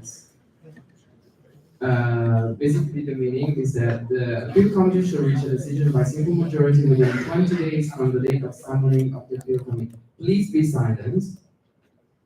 From the date of summoning of the appeal committee, which means that the EXCO will have 10 days to summon the appeal committee. After it has been summoned, the committee will have 20 additional days to come to a decision, which if we make 10 plus 20, it means that the whole process will take 30 days. Maximum. But it can take less. So, is there any discussion on the motion on the floor? Yes, Matthias.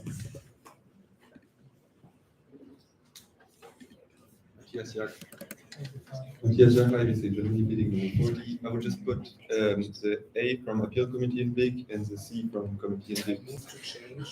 I move to change. No. I move to change appeal committee to the same as it's in the upper point of the amendment, so it stays. Yeah.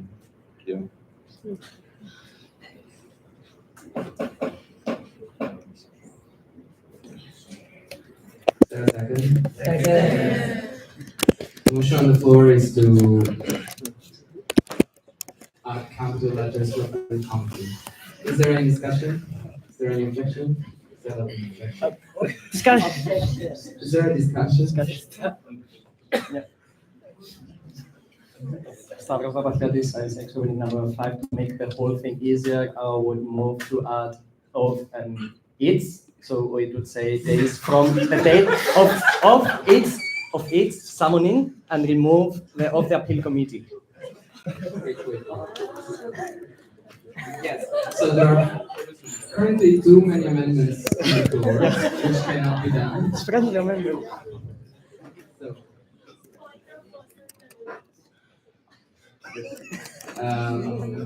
yes. I number 27, I want to point out the personal privilege to go use the washroom since it's been almost 2 hours since we have gathered. So,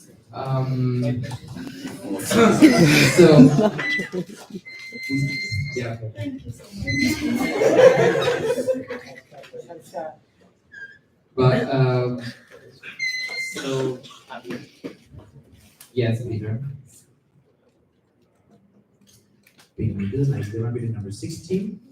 I move to go to a 10-minute recess so that people can go to the bathroom, really quickly discuss maybe more than just this specific thing, but the environment, and then we can reconvene. Second. The motion on the floor is to go into a 10 minutes recess. Please, we're not at recess yet. Is there any discussion? Is there any objection? Sorry. Vishal, Executive Building Number 11, I just want to say something, hashtag wellness.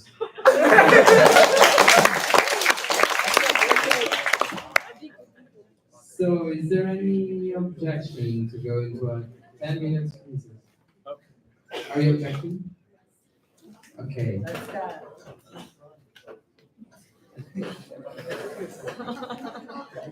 Guys, please, we're still in jail. Really quick, could we please maybe do first the friendly amendment of the A capital and the C capital motion that was still on the floor and then go into recess? Given that I suspect there will be more discussion that is not related to capital letters. Thank you. So, given the fact that there was an objection, we now have to vote whether or not we want to go into recess. Please raise your cards. Guys, please, this is still GA. That's really serious. I know it takes long, but sometimes it's like that. So, raise your card. Green if you want to go into recess. Red if you want to stay in GA. And keep discussing. Please raise your card, all countries, all MOs. No, wait, we don't have enough amount. Raise your hands up. Please raise your cards. 1, 2, 3, 4, 5, 6, 7, 8, 9, 10, 11, 12, 13, 14, 15, 17, 18. So we have 18 reds and we have 1, 2, 3, 4. Please keep your phones up, guys, and keep your screens on. 1, 2, 3, 4, 5, 6, 7, 8, 9, 10, 11, 12, 13, 14, 15, 16, 17, 18, 19 greens. 19 So- greens, 18 reds. Yes. Given that there is a simple majority, motion passes. We're now in recess for 10 minutes. Please go to the bathroom, discuss about whatever you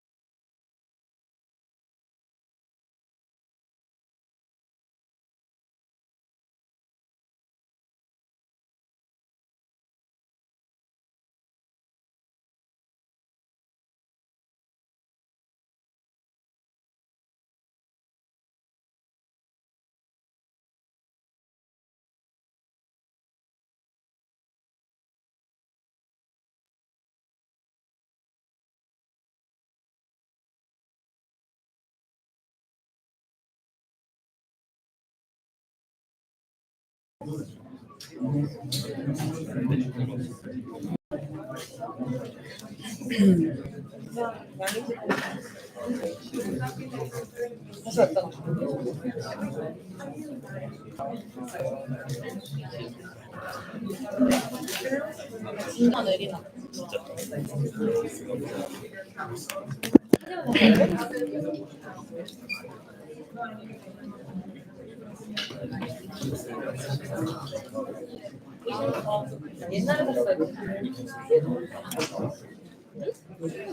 chair is calling the J back to order at 4:15 GMT plus 8. Please be silent. The J is back to order. So the motion currently on the floor is to capitalize a field conflict. Is there any discussion? Is there any objection? Seeing none, motion passes.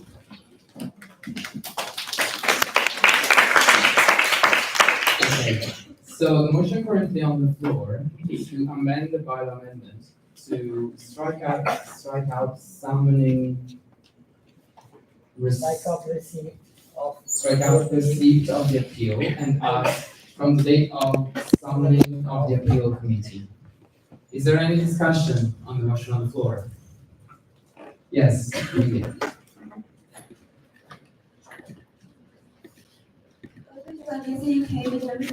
I think one of our previous speakers, among many, has made a good point in stating that it is simplified. So I propose a friendly amendment to replace summoning of the appeal committee with its summoning.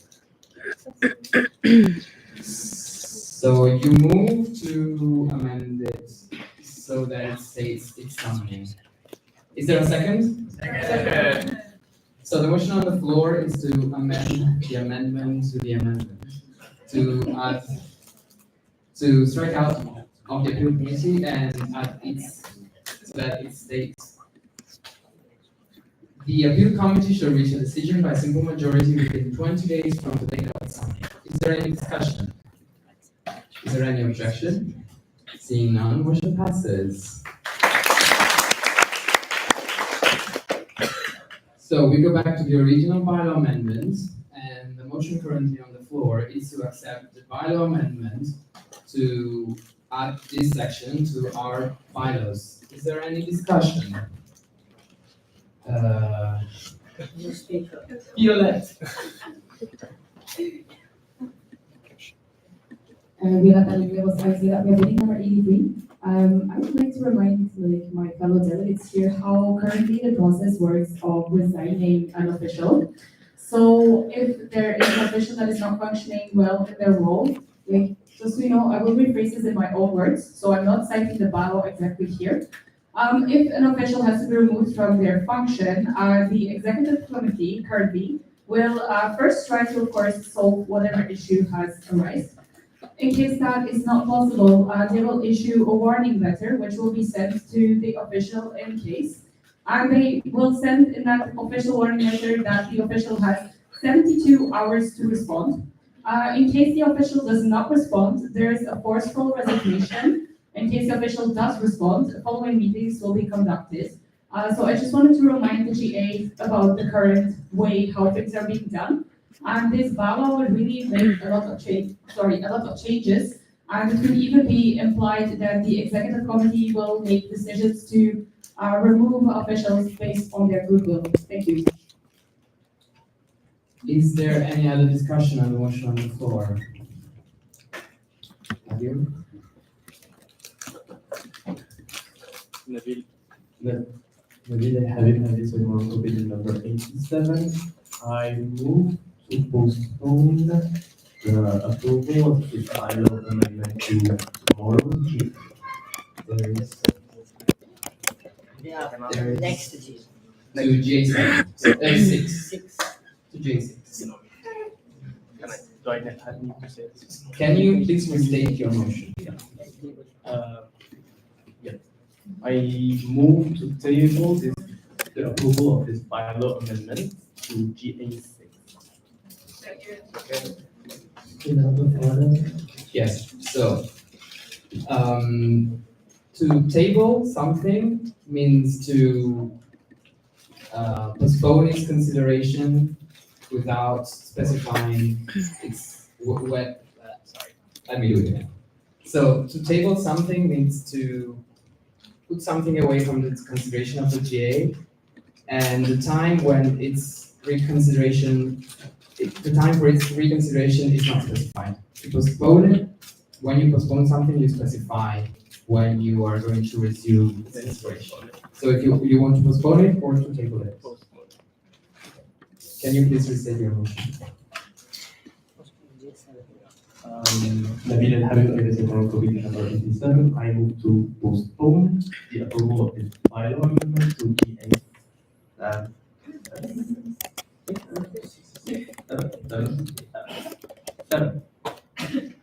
Is there a second?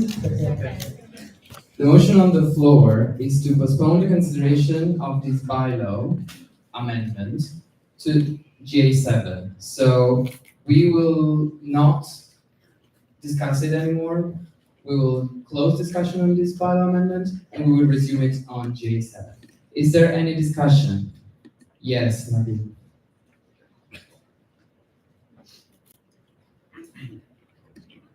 Nabil and Habib, I visit Morocco. Bill number 87. I feel like we're making too many amendments and we need to review it as a whole. So we need to give it some time to reflect on it, discuss with our emerald back, and give it some time to think about it. Is there any further discussion? Is there any objection? Yeah. Is this a discussion? Yeah, but if you object, you just object, you don't have to explain. Okay, so since there was an objection, we now vote on whether or not we want to postpone this bylaw amendment to J7. So now take your cards, as we've done before in the past. Use your cards. You use green card if you agree on postponing the consideration of this bylaw amendment. Use your red card if you are against postponing the consideration of this bylaw amendment to J7. So please now raise your cards.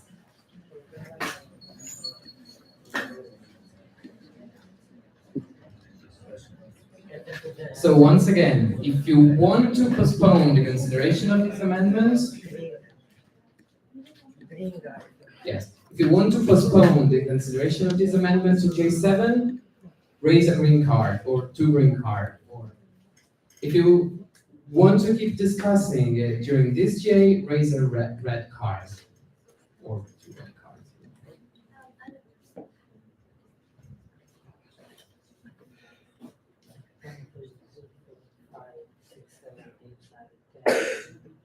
Eleven, 12, 13, 14, 15, 16. 1, 2, 3, 4, 5, 6, 7, 8, 9, 10, 11, 12, 13, 14, 15. I feel like we have less phones up than memos present.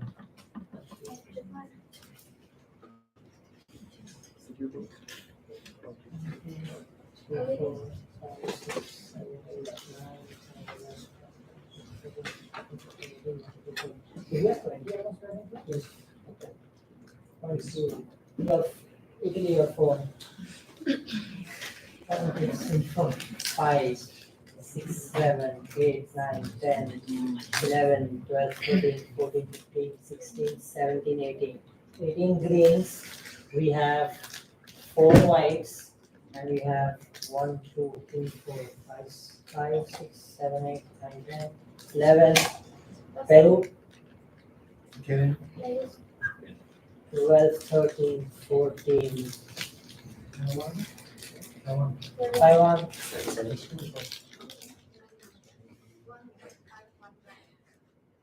15. Okay, I think this is like at the equal level with 4 abstains.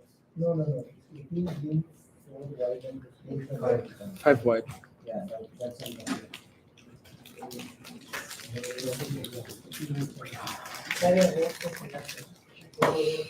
Two votes. IBC.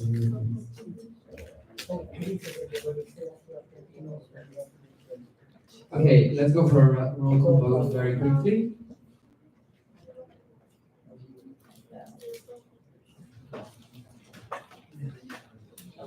So now we will go to a roll call vote because it's not very clear what the GA wants to do. So a roll call vote means that the Secretary General will call the each member organization, and each member organization will individually state their vote, their two votes. So the motion currently on the floor is to postpone the consideration of this bylaw amendment to J7. If you want to postpone the consideration of this bylaw amendment to J7, you can say you are in favor. If you want to keep discussing on this amendment, you can say you are against. But if you want to abstain, you just cancel.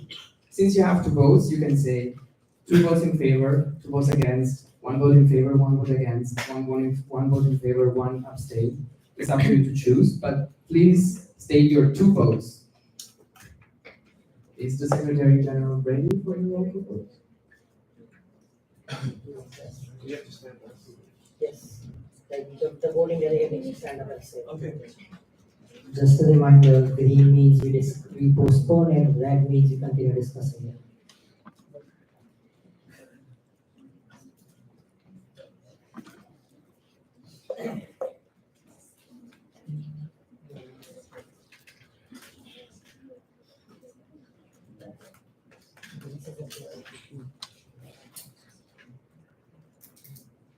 Just a second so that the Secretary General is ready.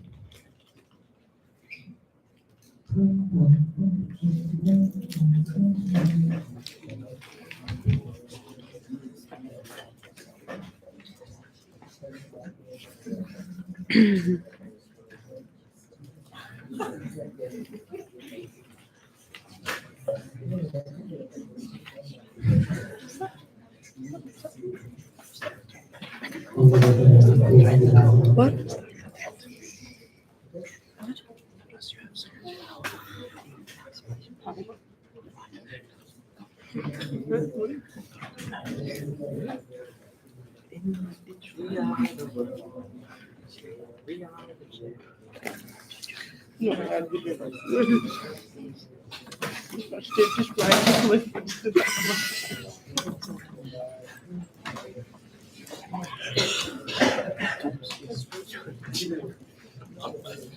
Also, go to the place.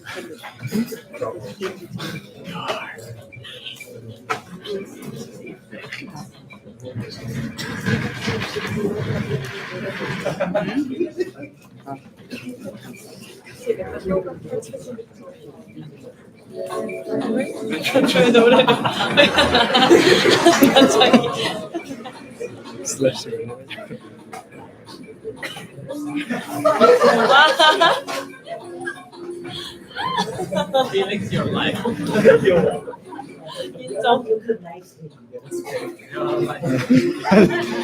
We're ready? We need more books. Yes.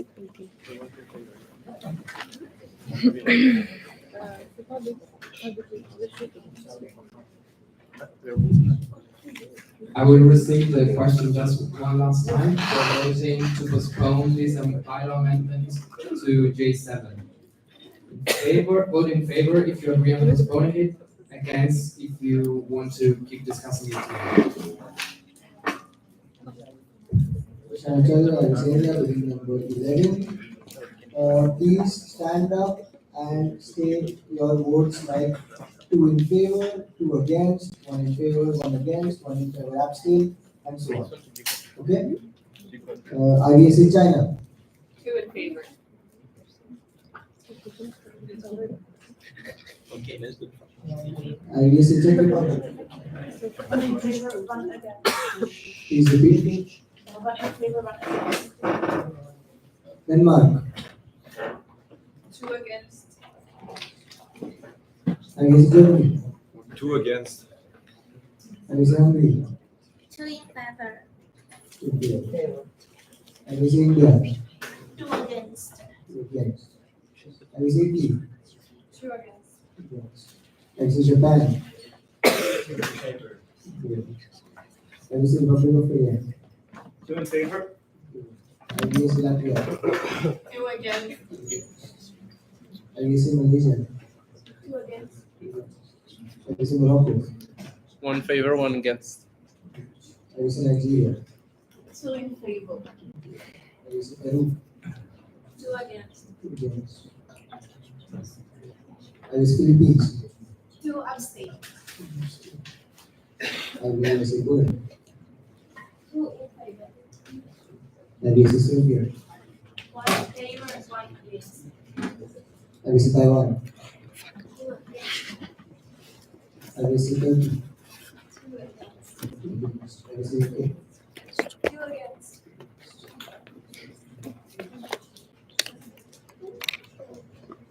So we have 37.50, which means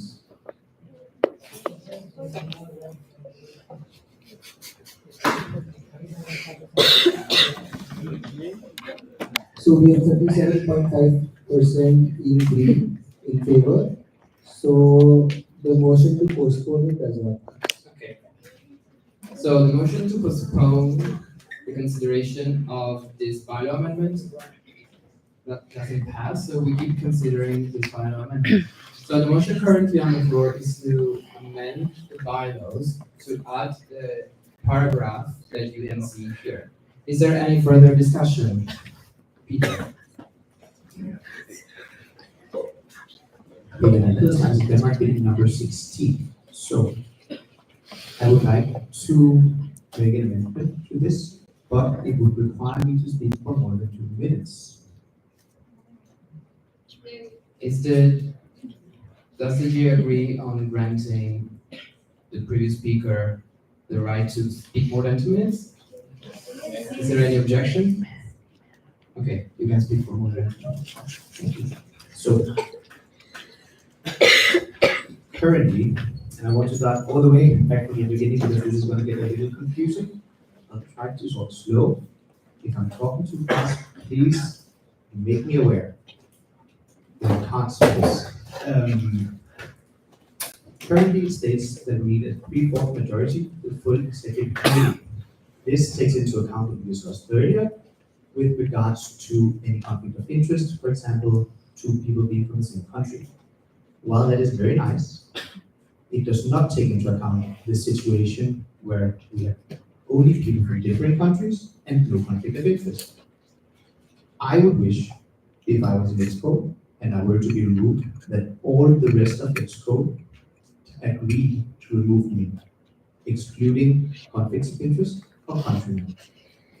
Therefore, I would like this to be written differently, but it requires all of the GA to accept that we reconsider a previous vote, which would be the 3/4 majority of the full executive committee. This I want undone, and then instead I would want it to stay. Please follow me here. Let me start. The executive committee may remove the official from their position after conducting a vote with absolute majority, excluding the person being voted on and any conflicts of interest. This would mean, as stated, that we would exclude, for example, countrymen or really good friends, given the current expo, that would, for example, not really 2, mean that if Felix were to be removed, because I don't trust Felix. Please, we don't address. Oh, that's right, people. But if really good friends for countrymen were to be removed, they would be excluded from the voting and it would still be an absolute majority required, meaning that essentially all of Expo with no conflict of interest agrees to remove this person. I think this is the fairer option. Okay, so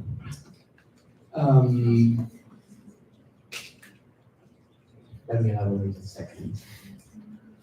We voted on changing a simple absolute majority to 3/4 majority. Since the GA cannot be asked to vote on the same thing more than once, once this is changed, cannot be changed again with a new motion. What can be done, however, is to make a motion to reconsider something that was already voted on. So we voted on changing absolute majority with a 3/4 majority. So what you can do, what the GA can do, is reconsider that vote and reopen that motion so that we go back at the beginning when we change this majority with 3/4 majority. We cannot make a new motion to change this. So we have to reconsider the old motion that was discussed and passed. And then we reopen the discussion and we vote on that. And once we reopen the discussion, that old motion, which was to amend the bylaws, we can keep discussing and amending that old motion. So your motion would be to reconsider the vote on amending a simple majority with a 3/4 majority. Is that correct? Is there a second? Second. Also, just please consider that you are not forced to second. You second something if you agree with that. If you don't agree with that motion, you don't have to second. If there is no motion, if there is no second, the motion is simply not considered. So if you second something, do it because you agree on that, okay? So the motion currently on the floor is to reconsider to change an absolute majority with a 3/4 majority. Is there any discussion to reconsider? We're not discussing yet on this. We're just discussing whether or not we want to reconsider that vote. So is there any discussion? Yes, Peter?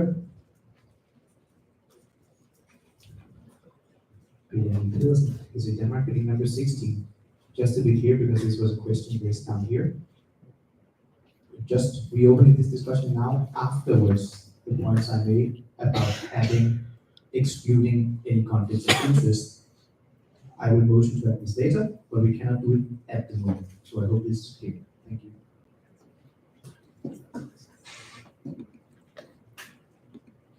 Is there any discussion on reconsidering the motion to amend the bylaw amendment to strike out absolute majority and substitute with 3/4 majority? Felix. Felix Metzger, excluding number 69. I have a question for the previous speaker. I can see how this change of like what was proposed would help in terms of an exco termination, but it would feel like that in the termination of any other official, it would rather not be helpful for me. Because to explain it, right now with those conflicts of interest, with like stating it like that, in terms of an exco termination, wanting all exco to agree that an exco position should be removed, given that it's an exco member, I can definitely see the benefits. However, for any other position that's not an exco, that would allow any exco member to state, like potentially that they don't have a conflict of interest, but they would allow any exco member to vote against and allow to stop, to prevent the termination.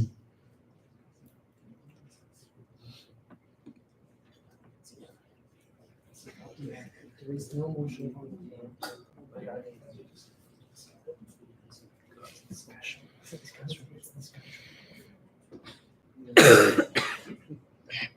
So, is there any further discussion? Yes. Miss Madam Chair, I raise Morocco with number 49. So I just wanna, like in the case that it's about the terminating the NEXCO member, and supposing that all the other exco have actually, which could be really common, are his friend or his or her friend, or have some kind of conflict interest, then if we, because the amendment after this one would be like executive committee excluding all the exco that might have a conflict of interest. Then if this exco person have conflict of interest with the other exco, because it's not a lot of persons or a lot of people, so it won't really make sense. Is there, I don't know if my point was clear, or maybe should I restate it?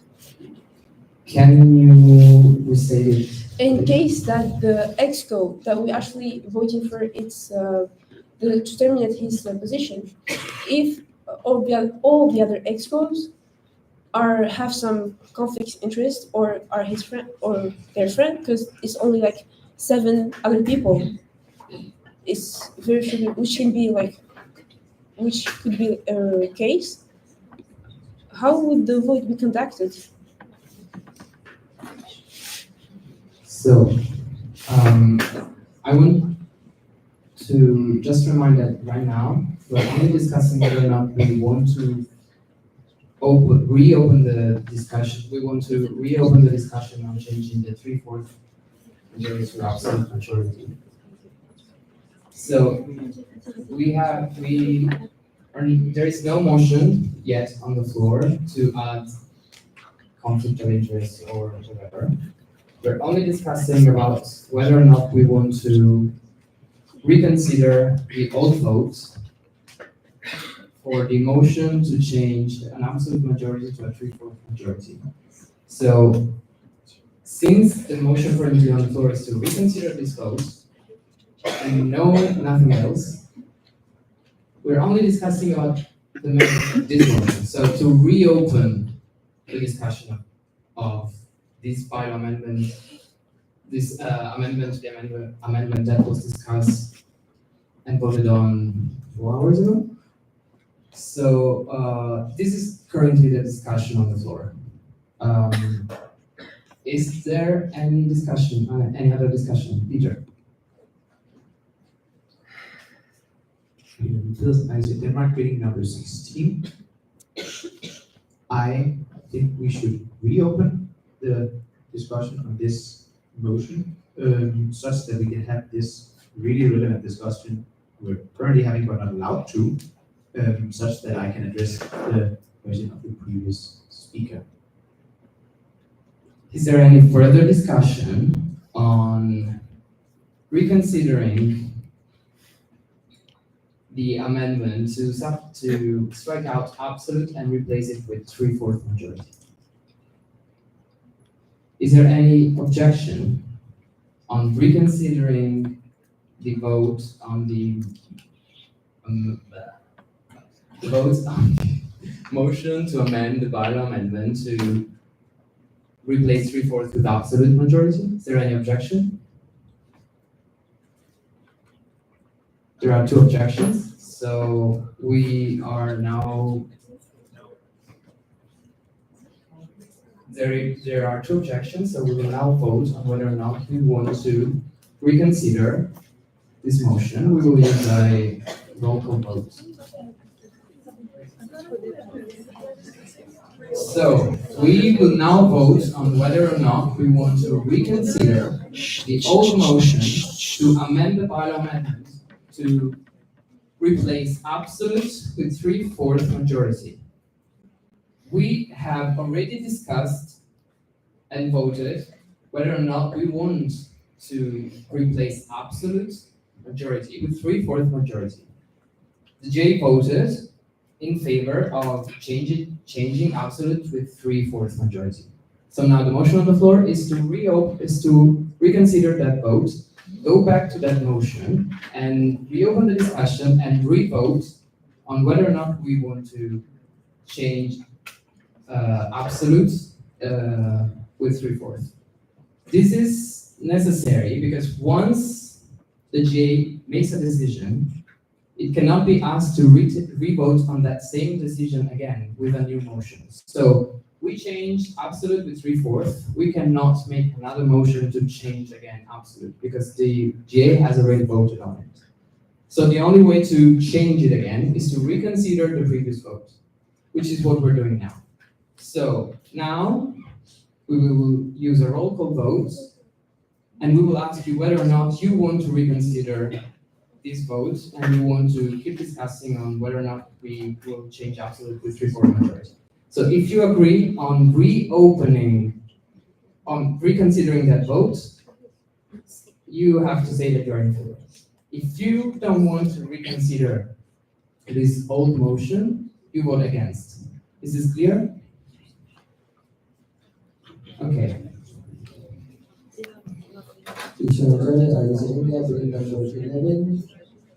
As explained by the chair, please vote and stand up and vote clearly like the previous one. IBSA China. IBSA China. One in favor, one against. IBSA Czech Republic. IBSA Czech Republic. IBSA Denmark.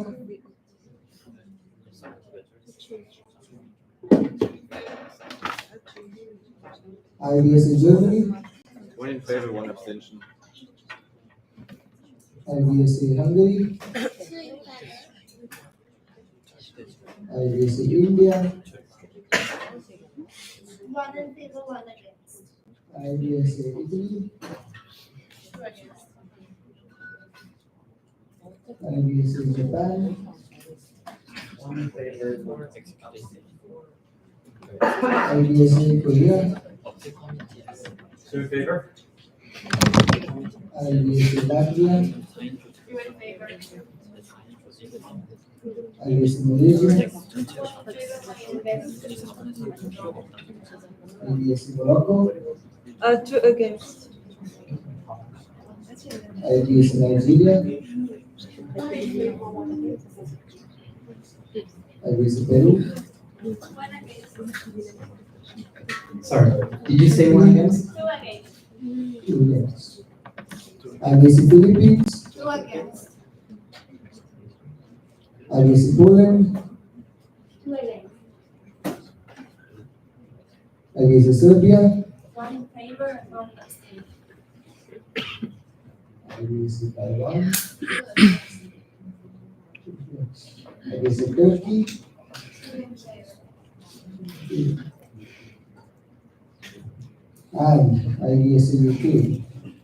One against, one abstain. So the votes are at 47.5%, which means the motion does not pass. So we don't have a simple majority, so the motion does not pass this, and the vote will not be reconsidered. So it will remain, 3/4 majority will remain as it was previously accepted by the J. So the motion currently on the floor is to amend the bylaws to add the paragraph as stated here. Is there any further discussion on this motion? Yes, Violette. Number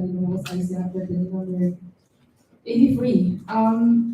I would like to make a suggestion actually towards the proposers of this bylaw amendment. Given that we have a lot of discussion and a lot of given comments, I would propose that they take away, or however that is called, revoke this bylaw amendment and rewrite it, taking into account all of the given suggestions and comments, and present it at the next GA. Is this a motion? Can I make a motion on that? You can.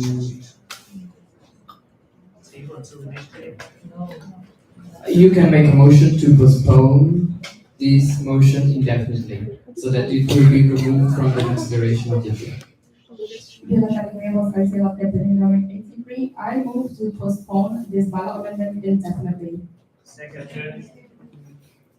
So the motion currently on the floor is to postpone indefinitely this bylaw amendment, which means that it will be removed from the consideration of the GA without having to vote on it. So we will not vote in favor or against this bylaw amendment if the motion passes, we'll just remove it from its consideration. So, is there any discussion on postponing this bylaw amendment indefinitely?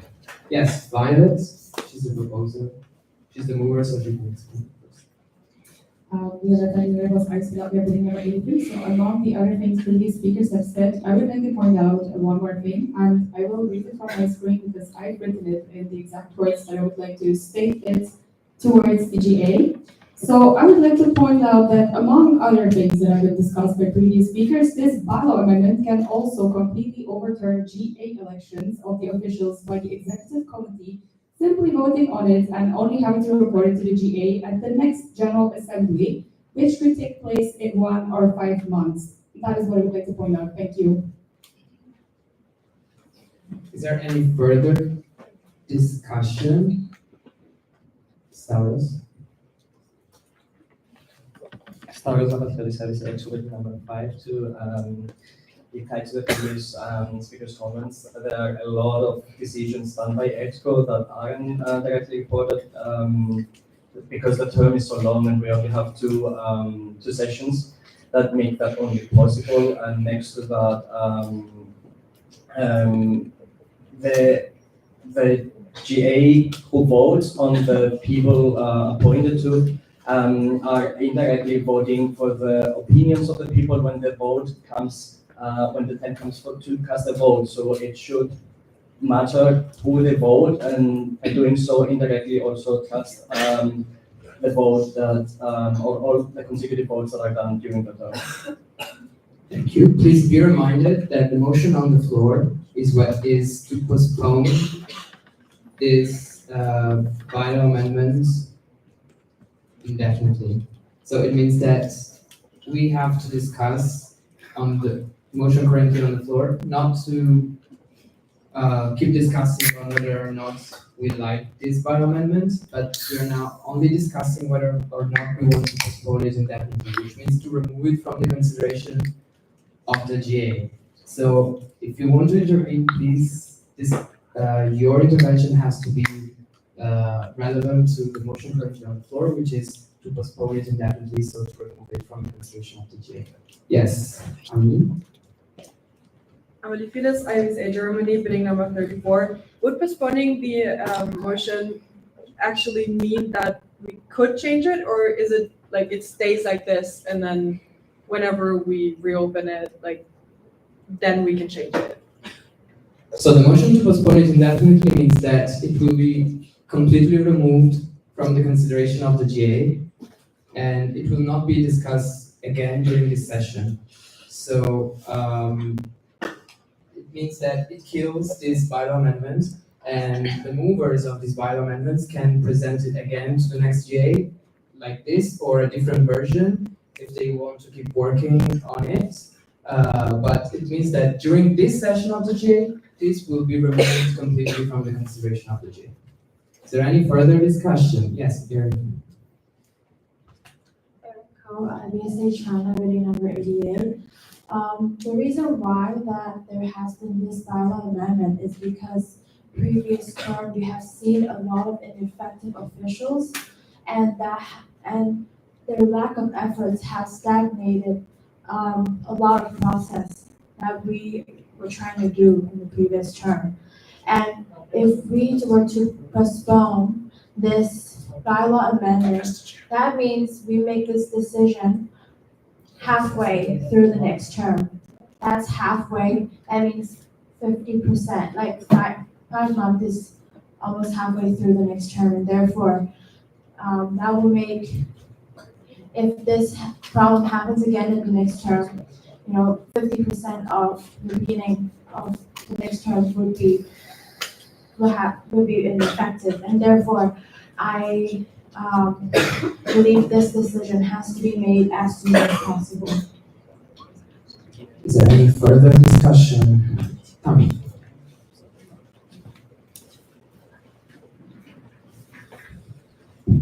Exhibit number 3, as a previous speaker mentioned, development that was proposed for next term civil officials have a guide on how to proceed with such situations. A guide that these terms of X, let's say, didn't have. And we had to deal with the situation as we could, according to suggestions. And so if we delay or postpone the discussion, the next team also won't have a guide on how to proceed with such situations. And having ineffective officials really delay our work and our job in a way that we can continue growing as an association. Thank you. Is there any further discussion? Peter?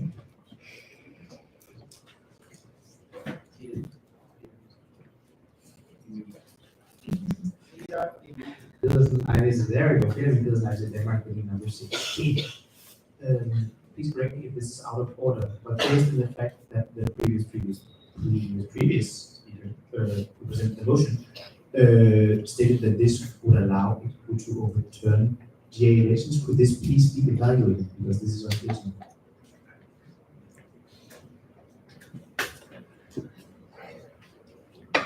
So, Avish? Abhishek, I is saying level number 36 to answer the previous speaker's doubts about the original motion made.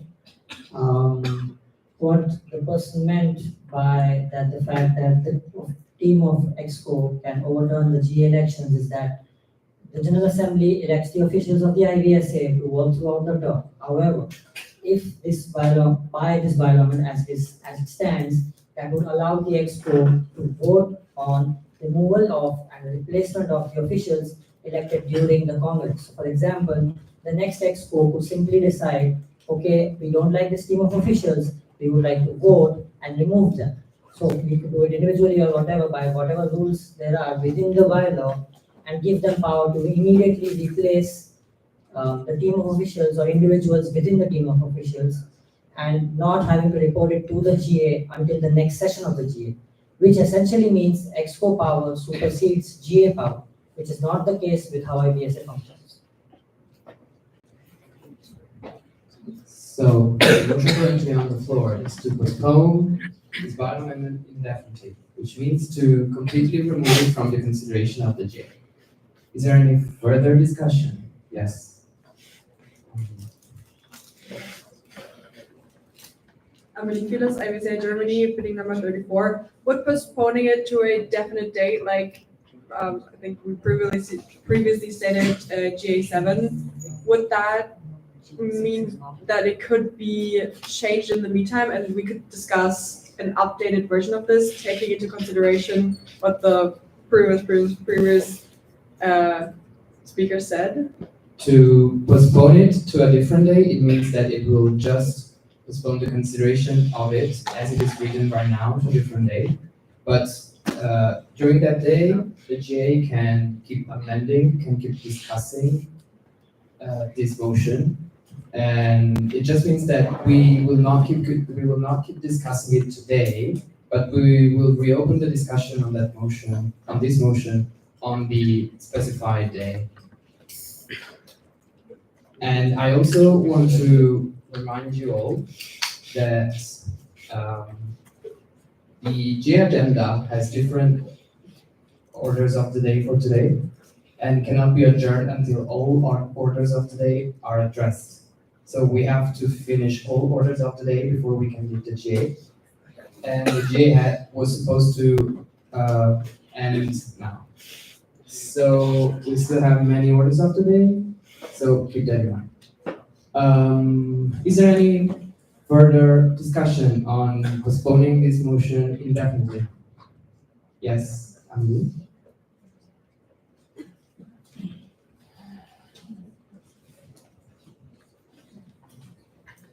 Amelie Phyllis, IVSA Germany, bidding number 34. I'm still unclear if it can be changed in the meantime between Not in the this day. meantime. It will be resumed exactly as it is right now. Peter? Peter Nielsen, IVSA reading number 16. What would be the motion such that it could be altered, taking into account all of the points brought here today, represented to the table? So there can be no such motion. The only thing that the GA has the power to do is to postpone this. If the GA wants to keep discussing and amending this motion, instead of postponing it indefinitely, we can postpone it to a different day. And when this comes up again, exactly as it is right now, we will keep discussing and amending it. No amendment can be done in the meanwhile. Another option could be to postpone this indefinitely, so kill this motion, and allow. So, as I've mentioned many times so far, bylaw amendment can only be considered by the GA if 1 month, if they were sent to all member organizations 1 month in advance to the GA. Unless the GA resolves unanimously to consider a bylaw amendment that was not previously sent to all members. So another option would be to kill this amendment and to accept unanimously to consider a new bylaw amendment like this with further comments, I don't know, whatever the movers will be working on. It could be exactly like it is right now, or the movers could work on it to improve it, but it is a new amendment. It's not this one anymore, because this one will be killed, will be removed from the consideration of the GA, and the new one, based on this old one, will be brought before the GA and considered if the GA agrees unanimously to do that.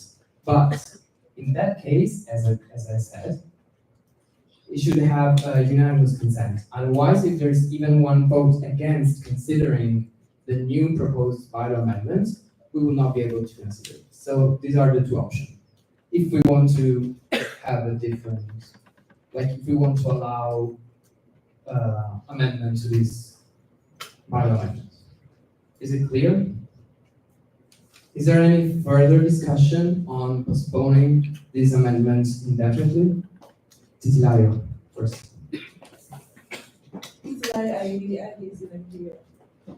Video number 1. So I have a question. If this is postponed indefinitely, can it be brought back during any of the General Assembly in this Congress? No. Yes, Amelie. Amelie Phyllis, IBC Germany, bidding number 34. The chair previously stated 2 different options, and option 2, would we be able to review or consider the change or new the new amendment within this GA session? Can you please restate your question? Option 2 was to withdraw this amendment. Yes, and, to kill it indefinitely. Yes, and then propose a new one. Yes. If we propose a new one, would we be able to vote on it or amend it or whatever within this GA session? Yes. Okay. It will probably be in any other business, because there is, if the agenda point for this bylaw amendment is current like it's now. So if we want to kill this and bring a new bylaw amendment that address the same problem, but that is a different new bylaw amendment, we can do it, but it has to be in any other business because there is no agenda point for that. So the motion on the floor is to postpone this bylaw amendment indefinitely. Is there any further discussion? Yes.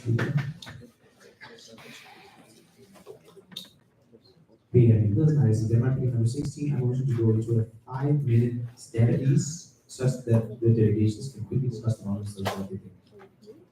Any second? Second. Is there any discussion? Is there any objection? Seeing none, we're turning this for 5 minutes so that you can discuss whether or not you want to postpone this motion indefinitely. But I was trying to get out of it. Like, they pull this off. Right? Thanks.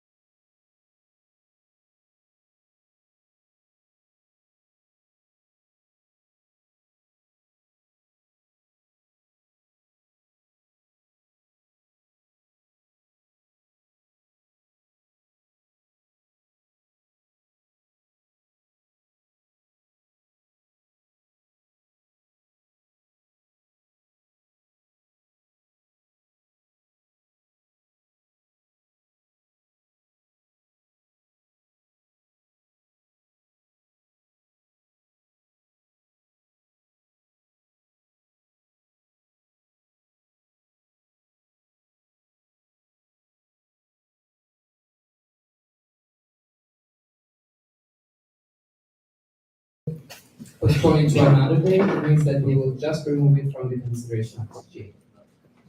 This will give us space and time to the movers to bring it back in a different form during the same session if they want to keep working on it to address your suggestions. If the GA unanimously resolves to accept it, because as previously mentioned, all bylaw amendments require 1 month's notice. So, in case you are in favor of removing it, postponing it indefinitely, you will have to vote in favor. If you are against postponing it indefinitely, you vote against. And voting against means not removing it and keep discussing it. So, is there any further discussion on postponing it indefinitely? Yes. Meeting number 16. First of all, point of information. I heard the chair state that they could bring it back in a different form. But to be clarified, I would think that they could not change it before it was actively accepted and then maybe further amended. Is that correct? So, if this is clear, if this bylaw amendment is postponed indefinitely, it means that it is removed completely from the consideration of the GA. If it is removed, so the motion and this agenda point is completely removed. If the movers of this bylaw amendment want to bring it back in a different form, if they want to keep working on it to address the concerns of the GA, they can do it like the GA removes this from the consideration of the GA. They keep working on it, and they bring a new bylaw amendment based on this, based on the GA suggestion, and the GA will have to resolve unanimously to accept it. Sorry, not accept it, to consider it. And this will be probably done in any other business because there is no other agenda point. After removing this from the consideration of the GA, there is no other agenda point for these specific bylaw amendments. So this will be killed, and another bylaw amendment can be brought up again based on this, based on the GA suggestion, but it is a new bylaw amendment. So the GA will have to agree unanimously on considering it. If the GA doesn't agree on considering the new bylaw amendment, it means that it cannot be considered. So this is one of the options. The other option is to not postpone this indefinitely, keep it under the consideration of the GA, keep discussing on it, keep amending it, and eventually vote. Is there any further discussion, Peter?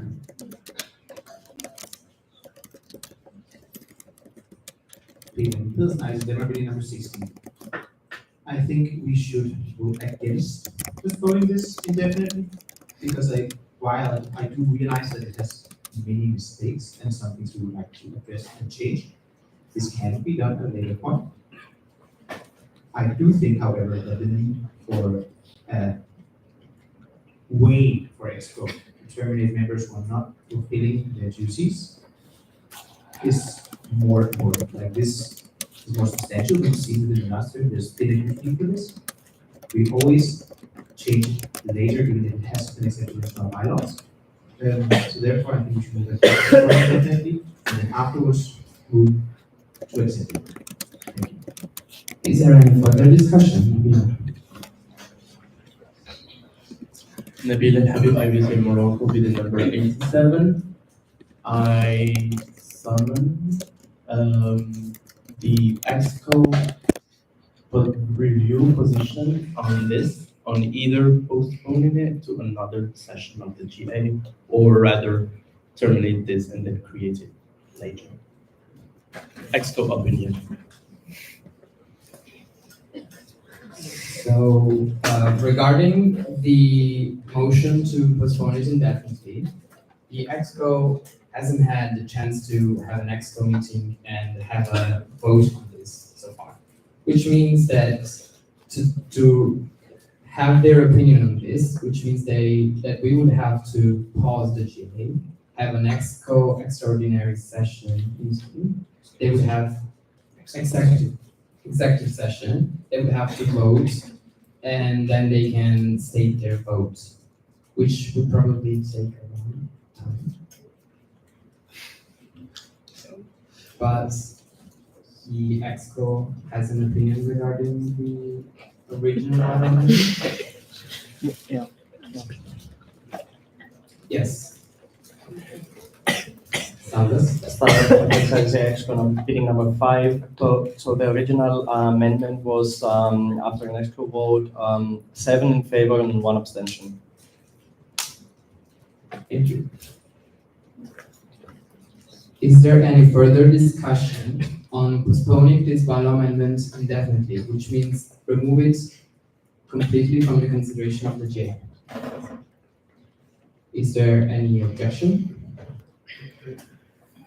Is there any objection to remove this bylaw amendment completely from the consideration of the J? Okay. Since there are some objections, we will vote using a roll call vote.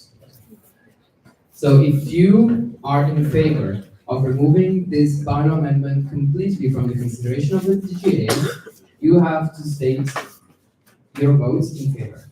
If you are against removing completely this bylaw amendment from the consideration of the GA, you vote against. If you want to abstain, you vote abstain.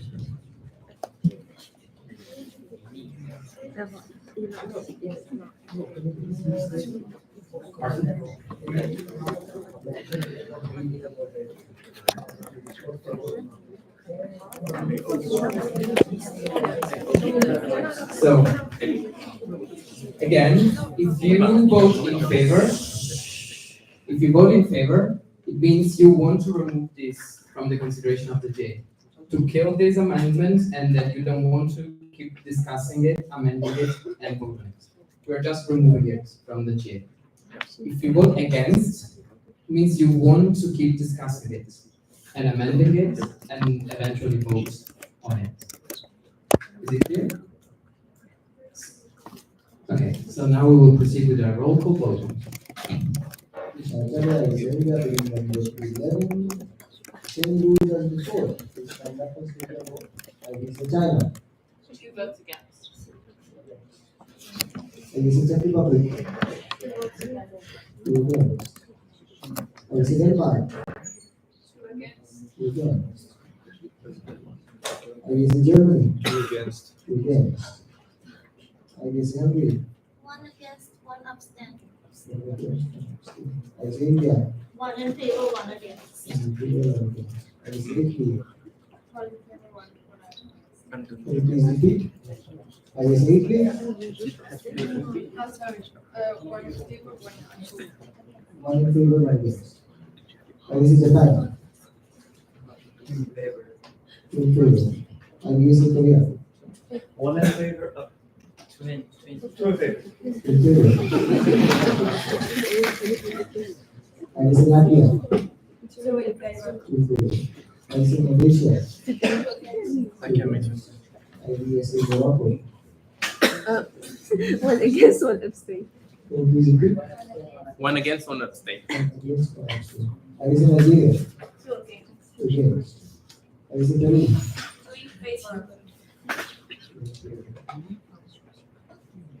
IBC Philippines. 2 against. 2 against. IBC Poland. 2 against. 2 against. IBC Serbia. 1 in favor, 1 against. 1 and 1. IBC Taiwan. 2 in favor. 2 in favor? 2 in favor. 2 in favor. IBC Turkey. 2 against. 2 against. And IBC UK. 1 in favor, 1 abstain. 1 in favor, 1 abstain. We have 35% in favor, so it does not pass. So motion doesn't pass this. The bylaw amendment is not postponed indefinitely, so we will resume the discussion on the bylaw amendment as stated here. So the motion currently on the floor is to amend the bylaws to add this paragraph here. Is there any further discussion? No further discussion? Yes, Amelie? Emily Band, IBC Denmark, bill number 7.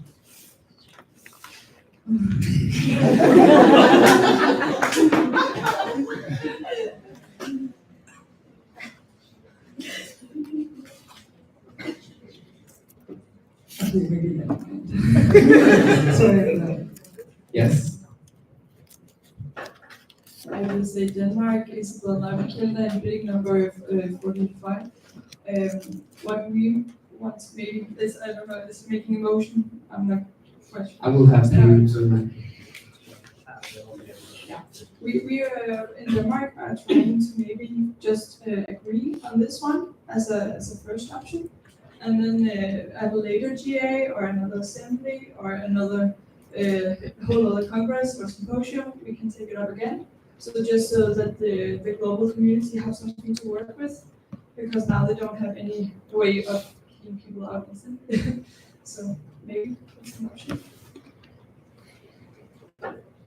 Is there any further discussion? Yes.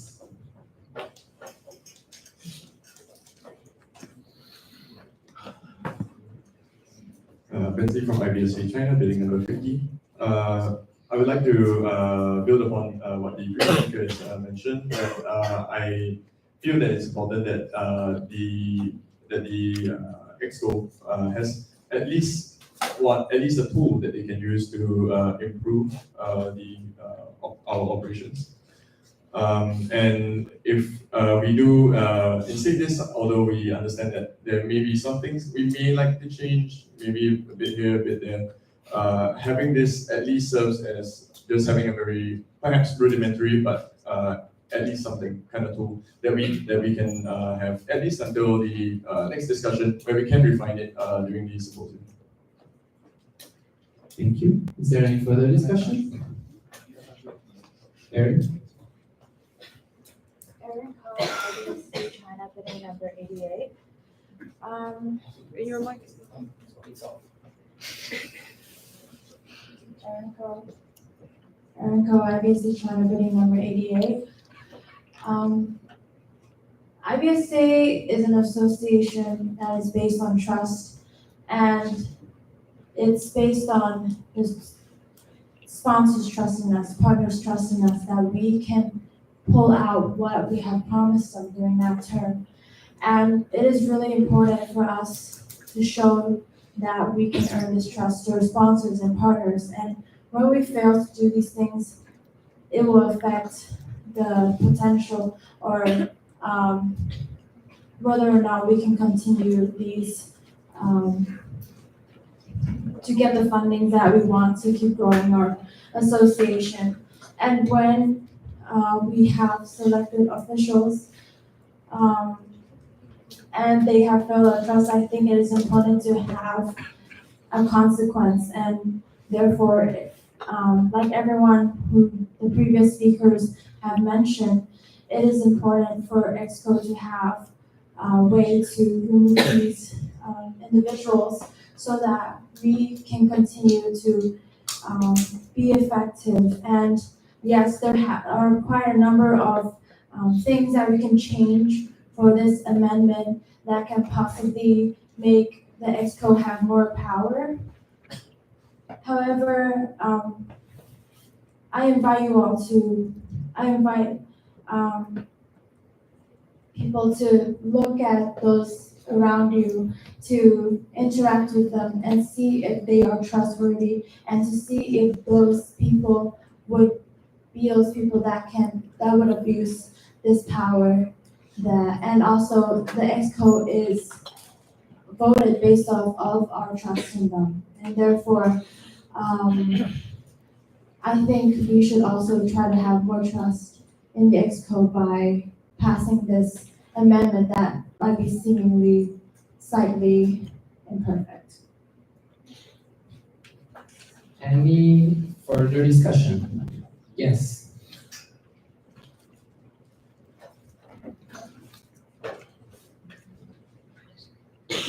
by IBC India bidding number 27. I do agree with the previous speakers, especially the point where since we put our trust in the IBSA Exco by electing them, we should put our trust in them regarding this matter. However, is it possible to gain an opinion of the trust of IBSA since they are speakers? Avnish? Original IBS India bill number 36. At the moment, trust opinion is not available because the trust has not given, like the full trust hasn't given us an opinion on the bylaw amendment, so it is just the chair and me. Since the chair cannot have an opinion, I can only give trustee opinion as my own personal opinion. So I hope that is okay with the previous speaker. So as trustee, as my own personal opinion, I think the bylaw needs to be reworked on. As the previous speakers have said that this is a tool or a rudimentary bylaw at least, or slightly imperfect bylaw that can be used for the next term. However, tools can be massively reused and badly used as well. Along with the fact that yes, the IBSA officials are elected based on trust, but over the last 5 years of my own personal experience, we've had several moments when the trust has been also massively broken. So giving the power to the Exco to overturn the General Assembly elections by this bylaw as it stands, in my opinion, is wrong. And I think that we should give the bylaw time and so it should be reworked on before being presented to the GA again. Is there any further discussion? Peter? There might be number 16. While I do greatly respect the previous speaker as a person and as trust,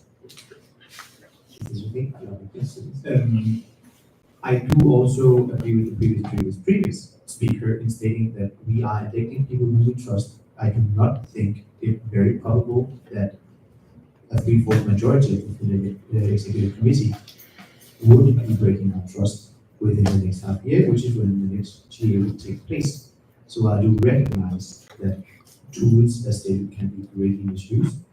The probability, taking into account that we know a lot of these people were nominated the first people on their behalf, for a group of them to be elected out of all the nominees, and then to all agree, or 3/4 majority to agree to misuse this power, I find greatly unlikely, and therefore I still think we should proceed with the tool that we have at the moment. Is there any further discussion?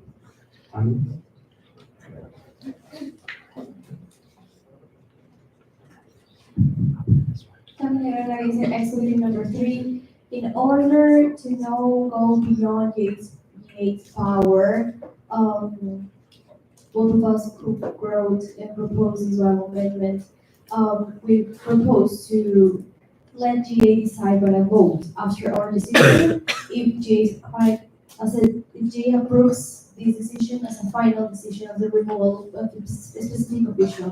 That being said, if we make a decision, the GA still can reject our decision, and so we can reinstall the previous official. Is there any further discussion, Isham? Ishamchai, IBC India, bidding number 11. I agree with what some of the previous speakers have said in favor of approving this amendment.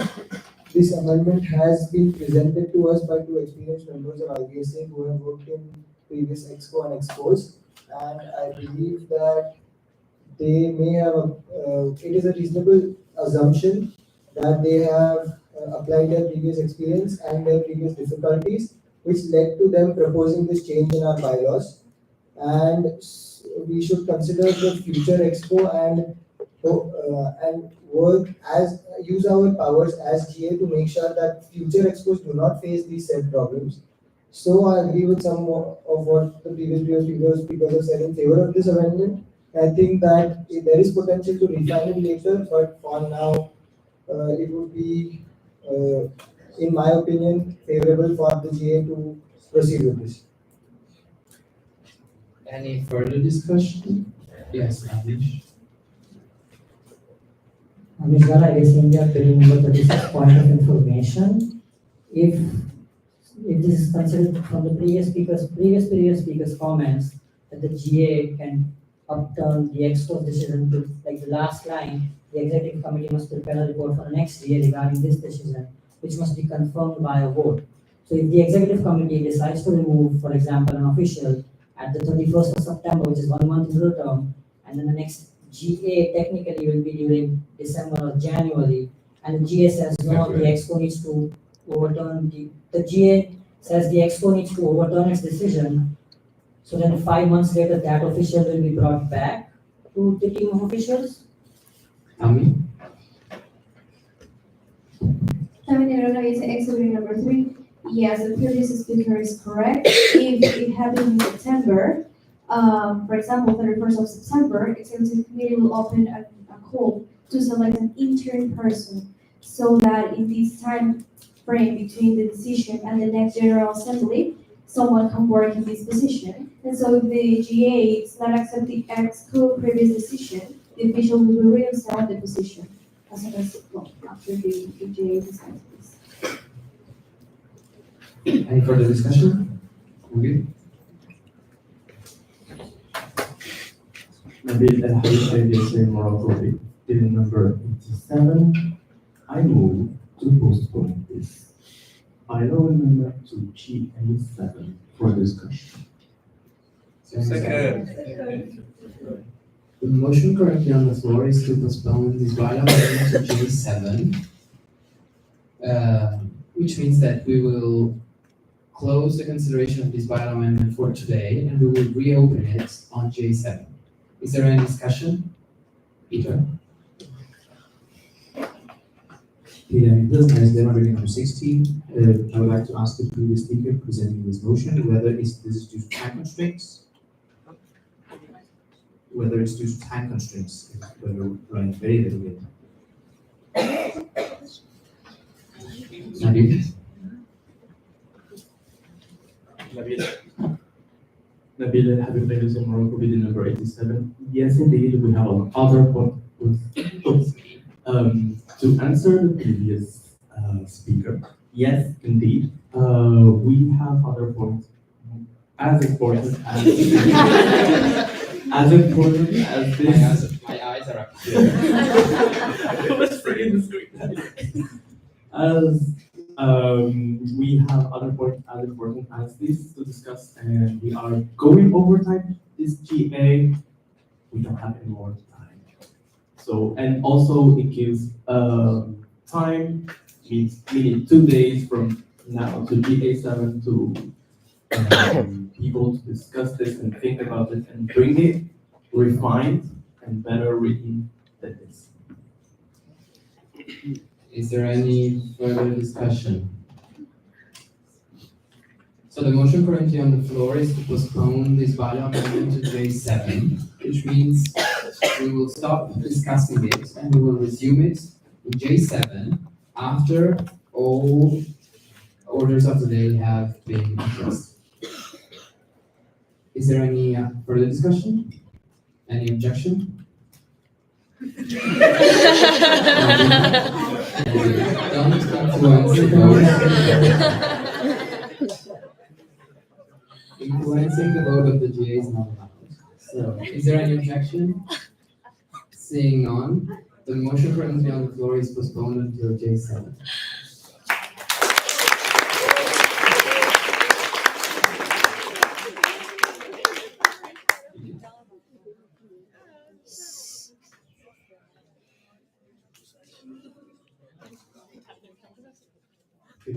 This extra bill number 69, I just would like to quickly address how much I appreciate all of you putting that much discussion and thoughts into this development, because this is exactly how a GA should go. Even if it's like over time, it's important that you are really thinking about the decision you make as a GA. So I highly appreciate that. So clap your hand on the shoulder. Very good job.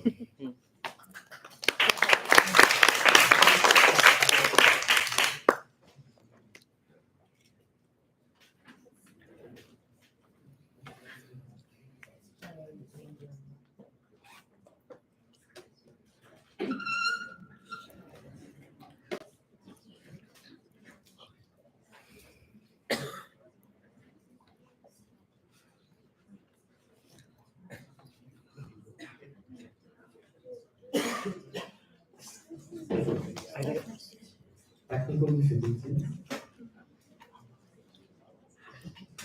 Oh, in the meanwhile, the chair would like to say that, technically speaking, while the chair is bringing the microphone to someone on the stage, can be considered a microphone. So in case they trip.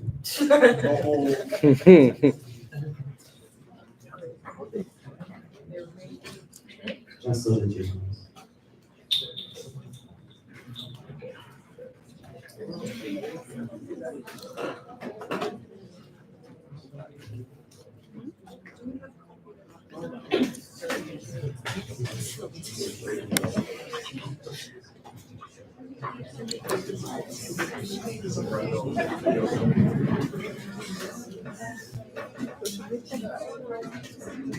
The next order of the day is policy statement proposal, the pathology network for wild and exotic animal network policy statement proposal, the presentation. Yes, Tammy. Then the regulation expo bidding number 3, I move to table point 89 and point 90 and 91. So and 90, so that we can do first test elections, and I was going till the end of the J after we finish test elections. Okay. So Is there a second? Second. So the motion currently on the floor is to postpone agenda points 89 and 90 after agenda point 91 and 92 have been addressed. Is there any discussion? Yes, Tommy. Terminating renovation exhibit number 3, we really need to do test elections today, since we're having our nominee day in 2 days, and the election committee needs to work on these as soon as possible. It took a lot of time. Is there any further discussion? Any objection? Seeing none, agenda points are postponed. The next agenda point is then introduction of election procedures.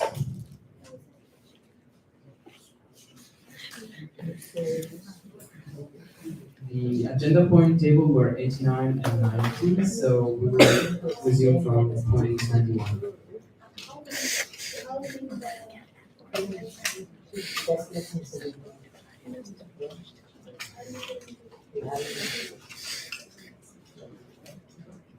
So the presentation isn't linked, we do that. Can the link? No, it should be on the test election as a folders. Before presentations.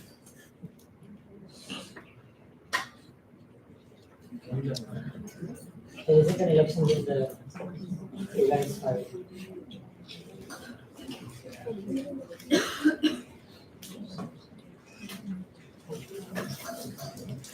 Yes.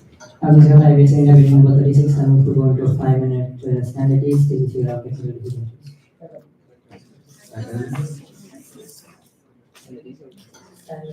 The motion currently on the floor is to go into 5 minutes standard use to fix until we fix this problem.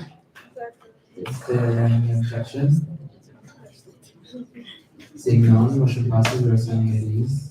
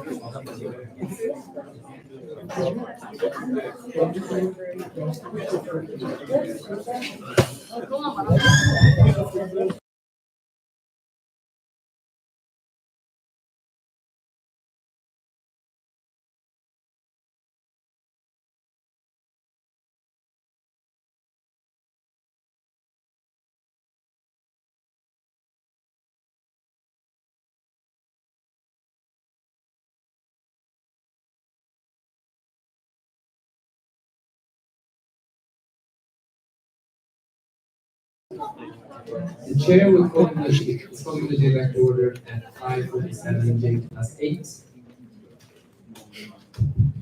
Activity number 3. And so right now we're going to do the test elections for new delegates or for those who forgot. We're going to have our elections on August 13th. And so we need to test how our procedure will be. And so for that we'll need your support. First of all, please make sure that you are in your email, because it will be really helpful. If you don't have access to your email, please let us know so we can reset the password.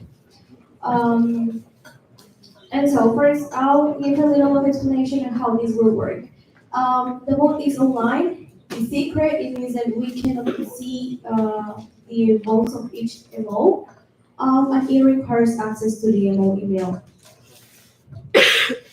Every MO will receive 2 separate emails with a specific voter ID and key that are specific for each vote.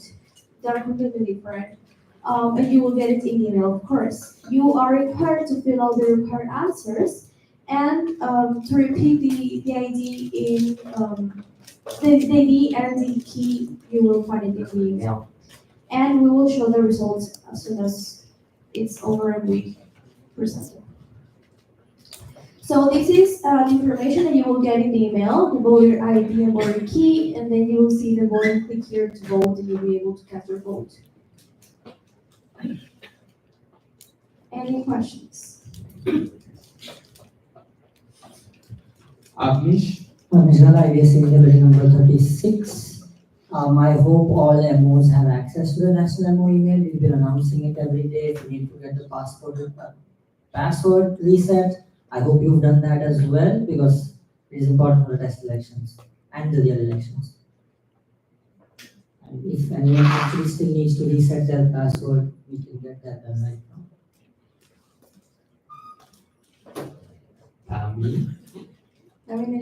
Activity number 3. In total, just to give a little bit of explanation, we have 4 questions in these calculations, and we will let you know how you need to vote. It means if it's preferential or so you can also know how you will vote in the day of real elections.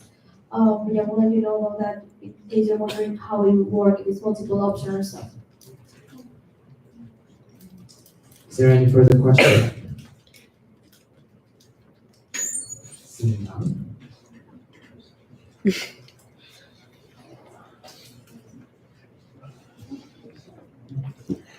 So this was the introduction of the election procedures. The next agenda point is the test election.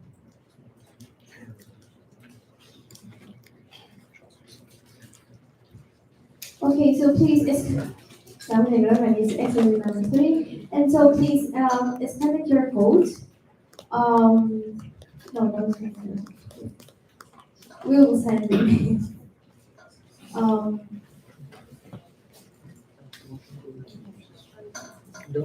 Don't scan the QR code, it will be sent to your email.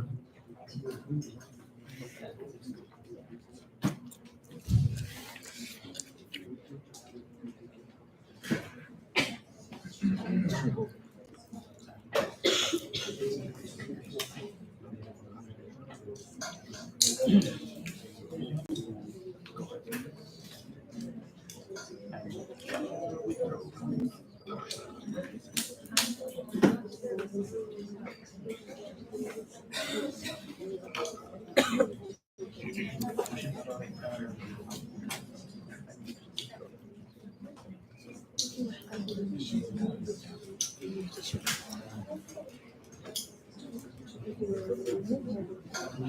no.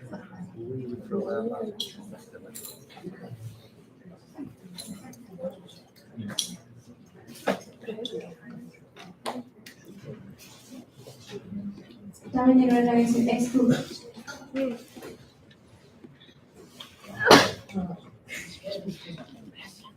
Dominic Rodriguez is excluded number 3. And so in exactly 8 minutes and 15 seconds, all emails will get both emails.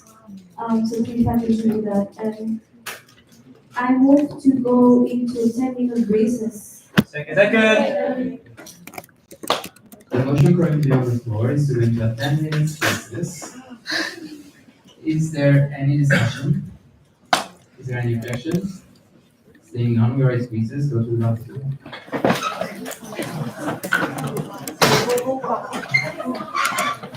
Guys, in case you don't have access to your email, please come right now because everyone needs to go. Thank you. Right now. Please,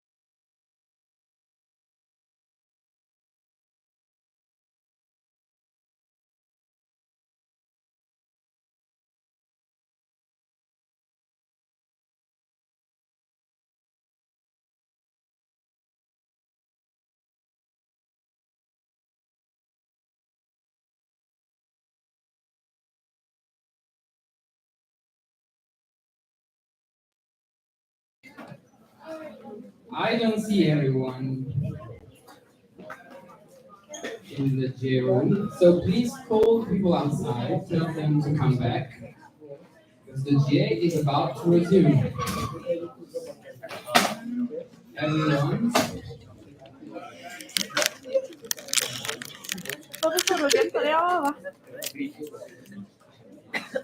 please take your seats. The chair is calling the GA back to order at 6:06 GMT plus 8. Please be silent. The GA is back to order. And the current agenda point is vote test. Yes, test selection.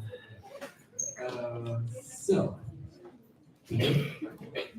Thank you very much, PNB Plus. Isaac Denmark, bidding number 16. So guys, just quickly to recap, this has been presented to you guys before, the first GA. So we're just quickly gonna run through the two kinds of voting that we have.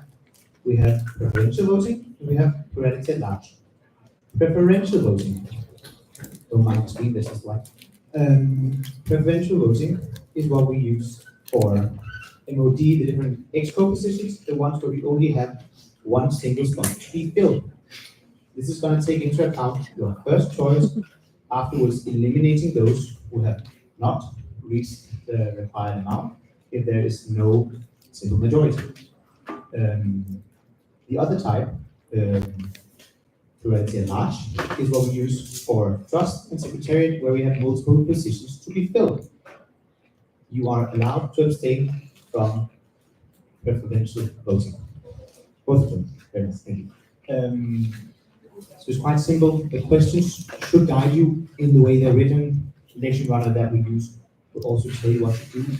If you have any questions, please don't hesitate. Raise your hand. Come to Tammy, come to me, come to Haven. We will help you. Stavros is also knows a lot, so you can probably ask him.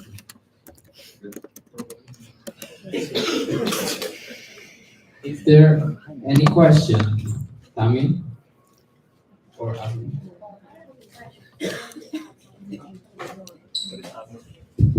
Terminator is exhibit number 3. So for the questions that are preferential voting, you will have the option to abstain.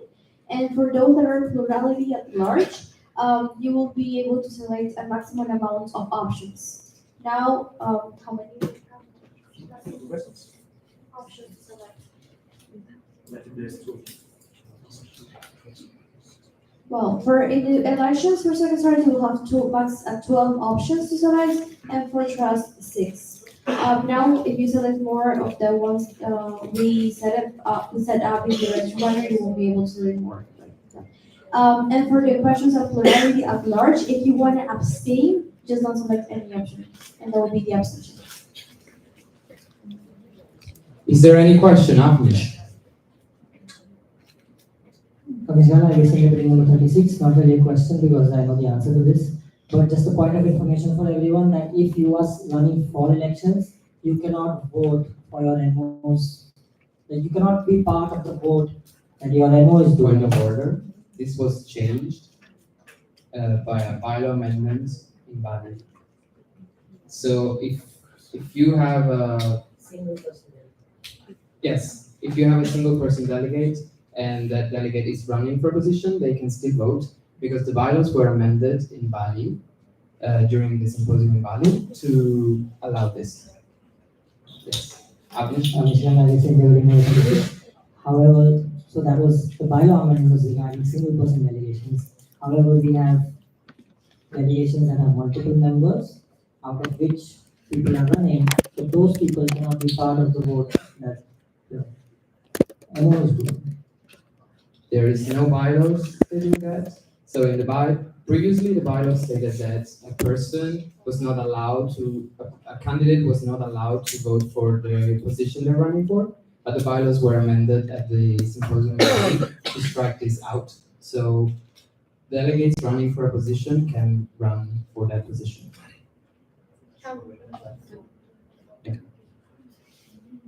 Is there any question regarding the voting procedures? If you have questions, please ask them because this is very important. Ami? Family member having said X, so waiting number 3. And so you already got the email, so please, if you have any start voting, please start voting. We'll give 15 minutes. So you 15 minutes, so you can cast your vote, and we'll track the votes that are sent. So to summarize, the emails to the test votes for the test vote have been sent to your official national email address.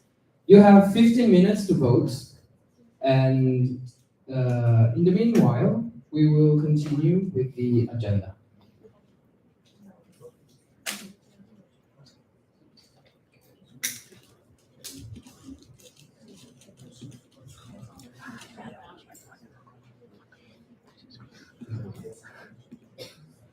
So, if you have problems with entering your official MO email address, let us know.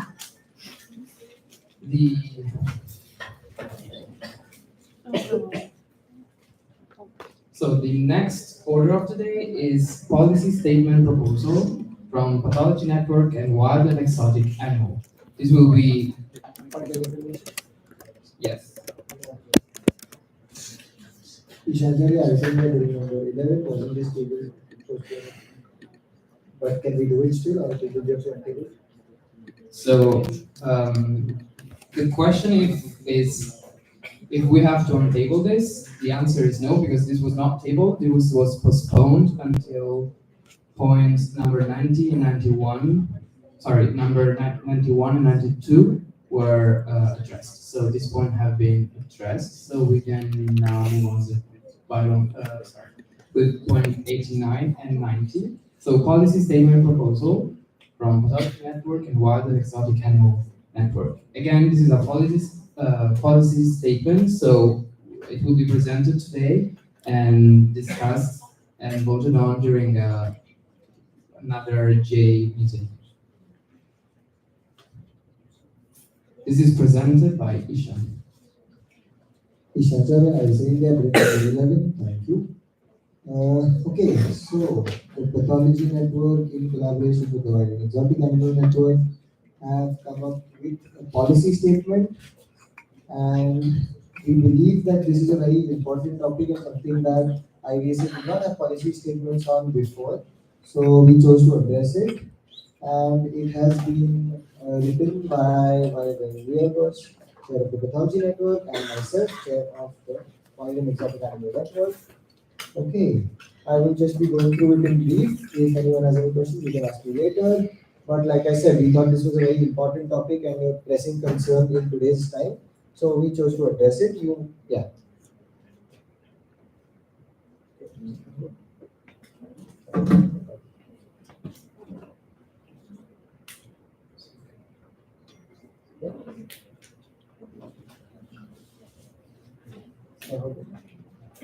Okay.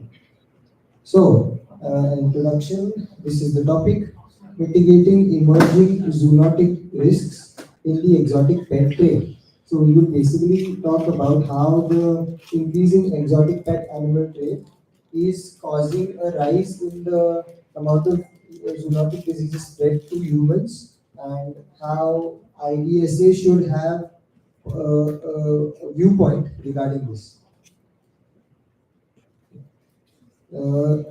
Just to mention, the policy statement was sent to you in your delegation emails a while ago. So if you want to go through it, it will still be available in the delegates drive in the policy document section. So I encourage all of you all to read it, go through it, and yeah, I will just be introducing it in brief here. I will not be going into detail. Yeah. So the structure is we explain the exotic pet trade. We have some statistics about it. We mention the emerging zoonotic disease transmission with regard to this, and the public health considerations that are taken and need to be taken. We have also mentioned some of the roles that the stakeholders can play. So who is involved in this whole process and what they can do and should do. And we almost end with the call to action, which is you will see it through the policy document, and then we mention some key priorities and the conclusion.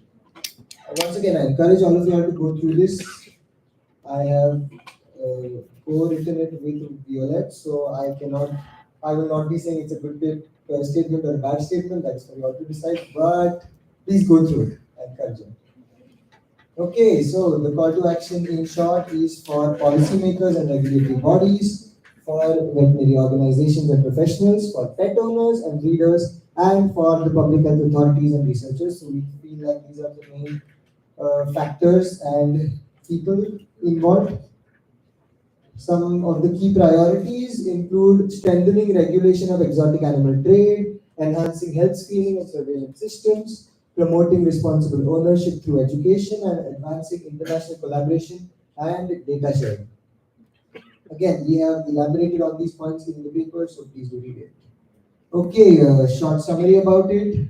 So we have to recognize the threats that we are, we are risked with from zoonotic disease to exotic pets. We need to strengthen regulations and protocols because in some countries there are none, and in other countries there should be more. We also should increase cross-sector collaboration. This is something that was touched upon in a few discussions before this, but yeah, this is something that should be stressed upon more. And knowledge and awareness, and the policy statement, I believe, does that a little bit for you IVSA members and for everyone who goes through it. So let's work together to mitigate the spread of dangerous zoonotic diseases through the illegal exotic animal pet trade. Yeah, this is for the next time. Are there any questions? Any question?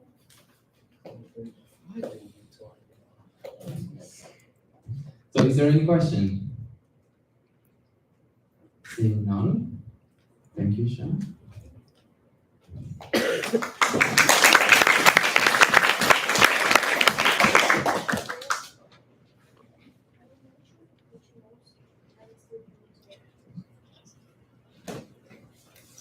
Ami?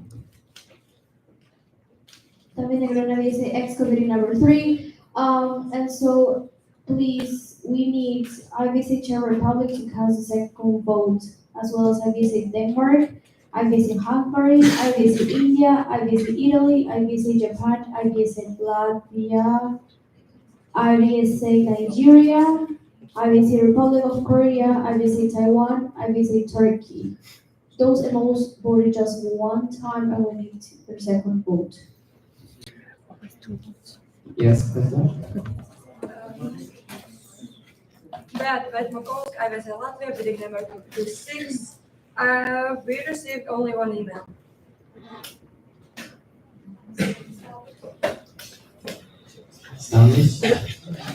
Stavros Lovathiotis, I would say excavating number 5. So in previous elections, normally the email you have to scroll down. It's fine. So,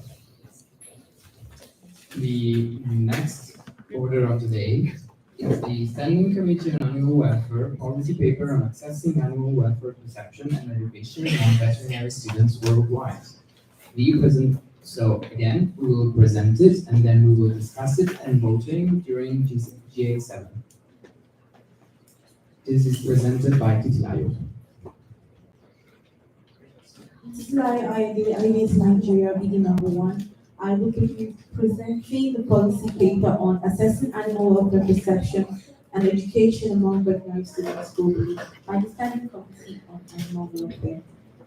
These are the key points of the policy paper: the introduction, objectives, background, methodology, results, recommendation, and conclusion.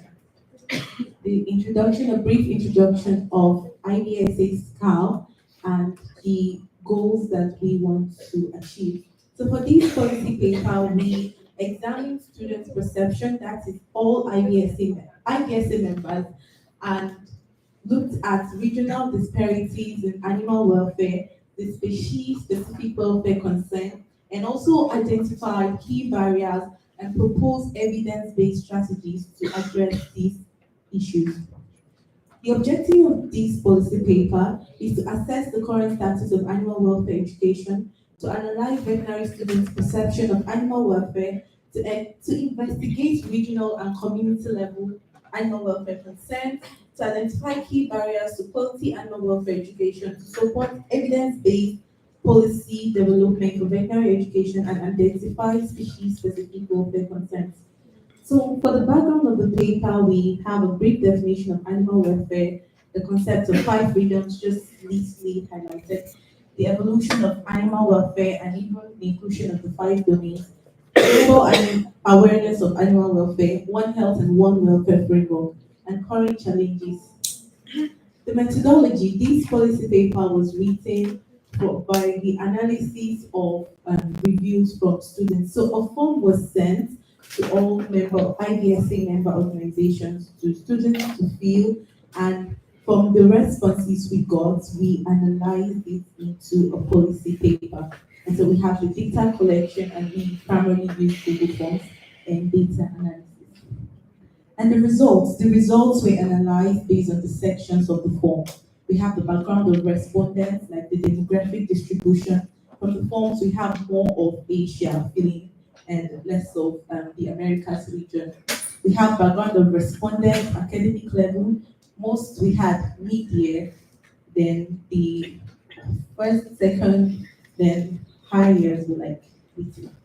We had opinions of animal welfare, students' opinions about animal welfare, students' opinions about animal welfare in their schools, satisfaction with the animal welfare curriculum in their schools, and key barriers to animal welfare education. And from the results, we analyzed the results like this, so I think it's so much time. Yeah, this is just like a brief picture of what some of the results were. If you go through the policy paper, it's here. Yes, see more pictures. And recommendation. So we have recommendation for veterinary schools and academic institutions to integrate animal welfare into core curricula. We have recommendations for veterinary students to engage in advocacy and also be part of animal welfare clubs in their university. We encourage and recommend to the government and veterinary regulatory bodies to ensure that animal welfare knowledge is assessed as a prerequisite for veterinary licensure. I mean, it should be part of the veterinary training. We also recommend to non-governmental organizations to partner and co-deliver animal welfare programs in communities, especially rural and undeserved areas. We recommend to farmers, pet owners, and the general public to attend trainings and implement the 5 freedoms in animal management. Thank you.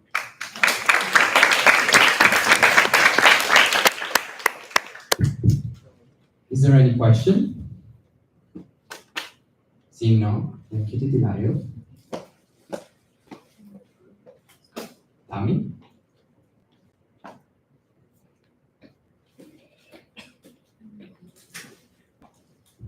Nominator is exhibit number 3. We're just missing one vote from IBS in Nigeria.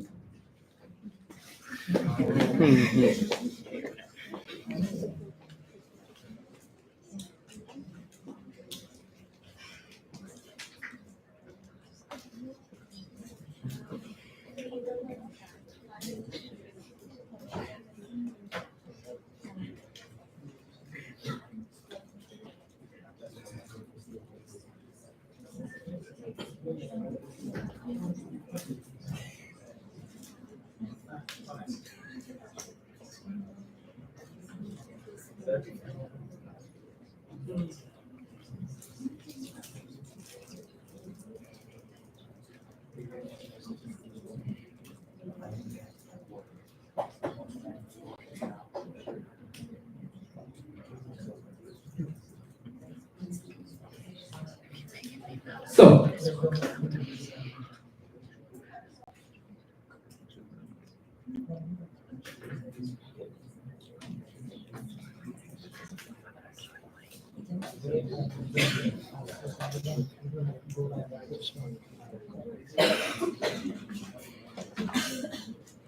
we are waiting just a few more seconds until we receive the second vote of IBC in Nigeria.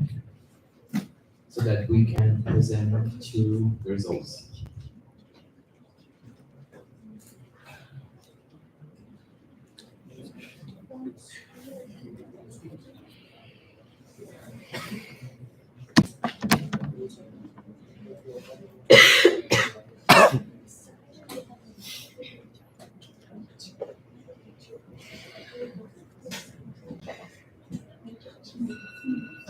Time's up. You made it. So the vote is now closed. And we will shortly show you the results. Tommy? Oh, okay. Well, come here.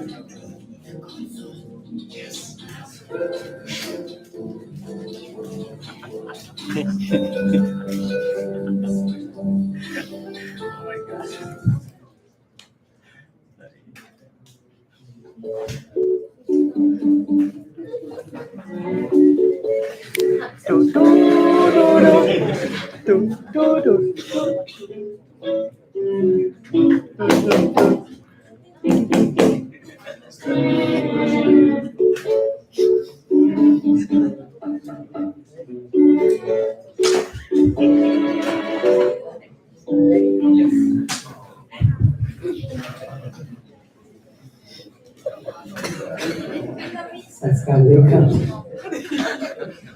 Coming again, I say X committee number 3. I would like to first ask if there were any problems or questions with casting your votes, your vote abstain or whatever, or questions or something.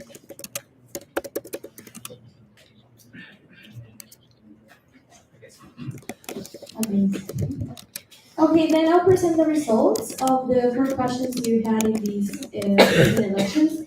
And that's the way we're going to show results for our real elections. And so, this was a preferential vote. It means that we're taking into consideration also your other options. So as you can see, for example, peanut ice cream roll didn't get any votes, and so has been eliminated. And in case, for example, that option could have gotten like 2 votes, for example, those votes go to the second preference of the specific voter. But since they didn't get votes, they're just eliminated. There's 0 votes. And so, that being said, the first option got more than 50%, which means that that's the winner. As you can see, bubble tea, milk tea is the winner of this question.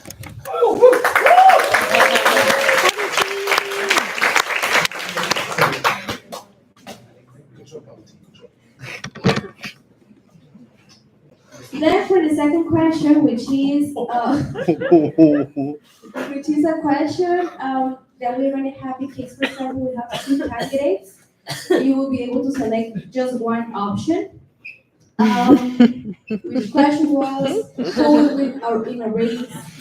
Kami got 54% and Felix Baxter got 28%. Well, in that case, for example, you also had the option for abstention. It means that in this case, the winner is Amigo. Thank you.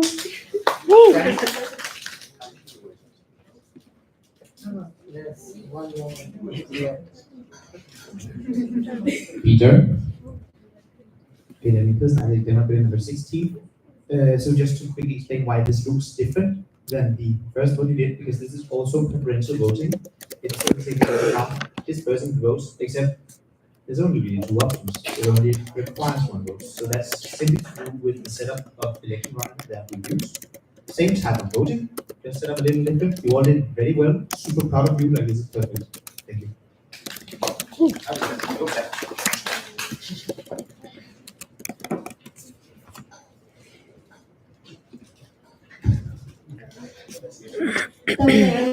Activity number 3. Yes, it's going to say we're just taking into consideration your first option, because we just have two options here: first, second, and abstention. And so, yeah, thank you for making that. Third question, it's a question that we will have, and an option that we will have for secretaries and trust, which is plurality at large. Which means that we are just taking, for example, in case of secretaries, taking into consideration the first 6 most worried options. Let's say 12. No, for secretaries 12, and for trust the first 6 options. So that's how we're gonna know who will be secretary and trust. And for now, like you had a maximum of 4. So in the elections, you're also gonna have a maximum of 6 for trust and 12 for secretariat. And so the winners here were Brazil, Peru, thank you, Indonesia, and Morocco. How did Taiwan lose? How did Taiwan lose the election?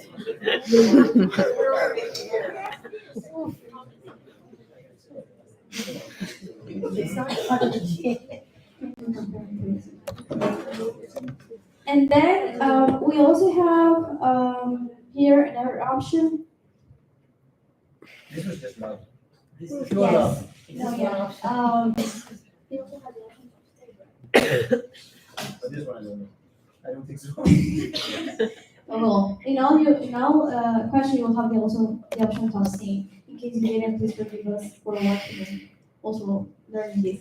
But well, this was a question as well as you in this as the second question, you will be able to see this way the results. And so we all agree that the OC have been incredible with 62%, absolutely 23%, and yes, 16%. So thank you so much, OC, and thank you everyone for voting, for being so amazing with voting. And I hope you're ready for a real elections on the 13th of August. If you have more questions, I don't think any of you have problems with your email. But if you have questions, you can raise your hand now so we can solve them now. Yes, Olivia. Bingo! The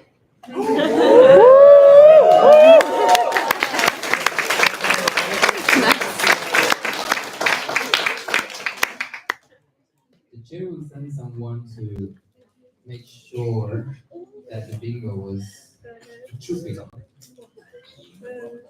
So, is there any other question regarding the election? If everything is clear,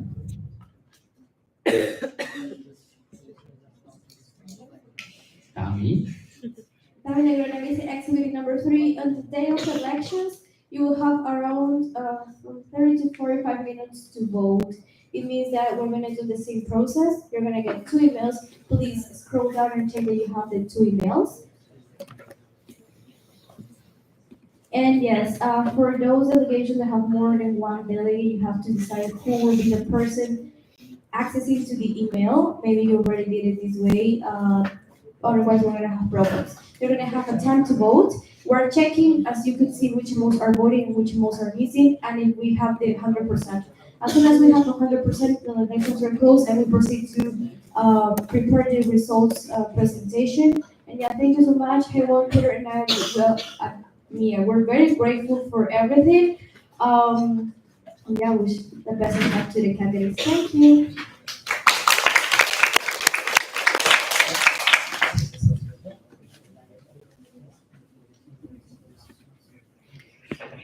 So the bingo is valid. So Olivia, congratulations.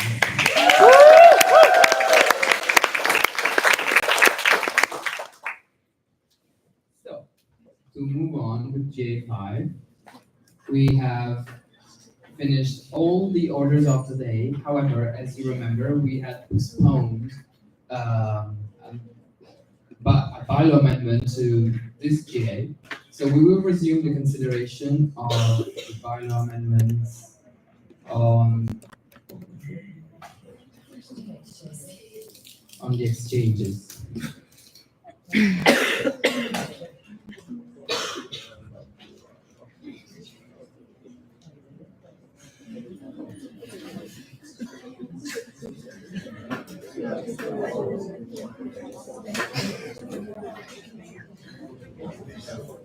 So,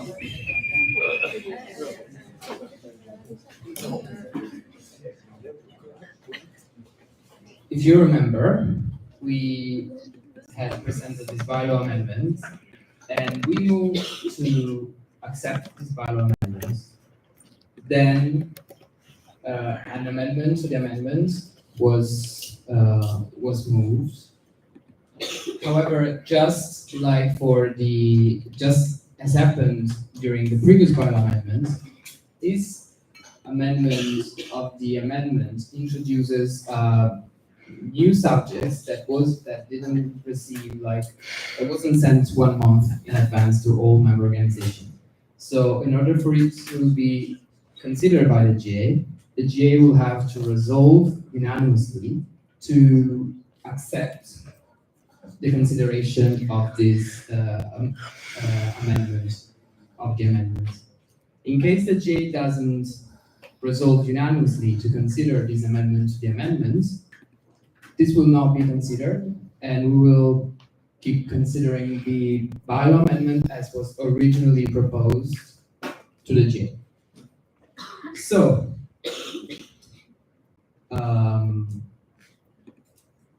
the question is if the GA wants to consider this amendment to the amendment. And I will ask for a card raising vote. Peter? Pardon?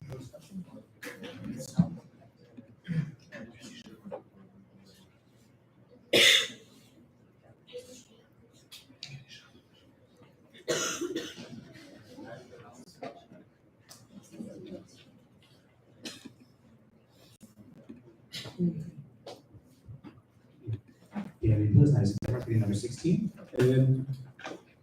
I was one of the people proposing the amendment to the amendment, so I would just like to make a point stating that we need 100% of the GA to even consider this. It does not mean it passes, it does not mean that we have to accept it, but without allowing us to consider this, we go back to the original amendment, and then it takes into account none of the points that have been made within the last year. So I move the basic of this. So again, to summarize again, in case you have questions, because I know all of you are tired and I see some confused faces. The sentence in red was the original bylaw amendment, which was submitted to all member organizations of ISA 1 month in advance. During the discussion of this motion,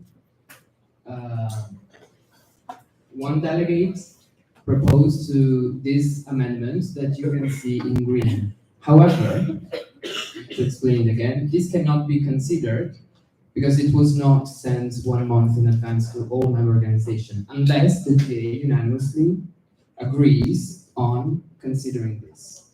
So the only way to do that is to vote whether or not you want to consider it. And we need a unanimous vote. So you have to be all in favor for it to be considered.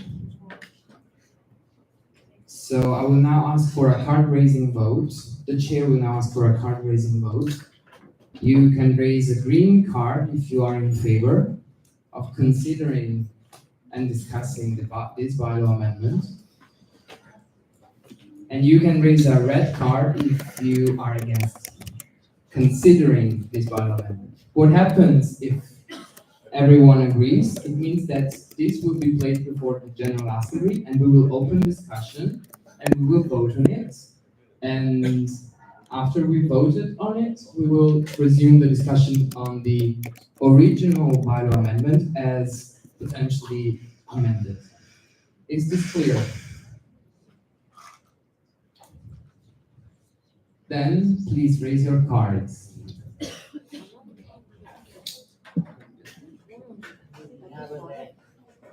Pardon? We already have a against. Okay, so we have, please raise all your cards.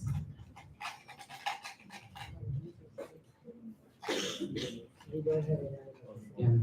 So we have 2 votes against. So the GA didn't unanimously resolve to consider this amendment, the amendment, and therefore it will not be discussed and considered. So the motion currently on the floor is to amend the bylaws to add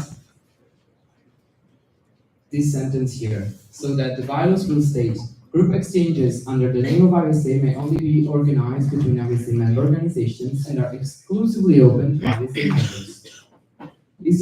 Is there any further discussion on the motion on the floor? Yes, Ryan.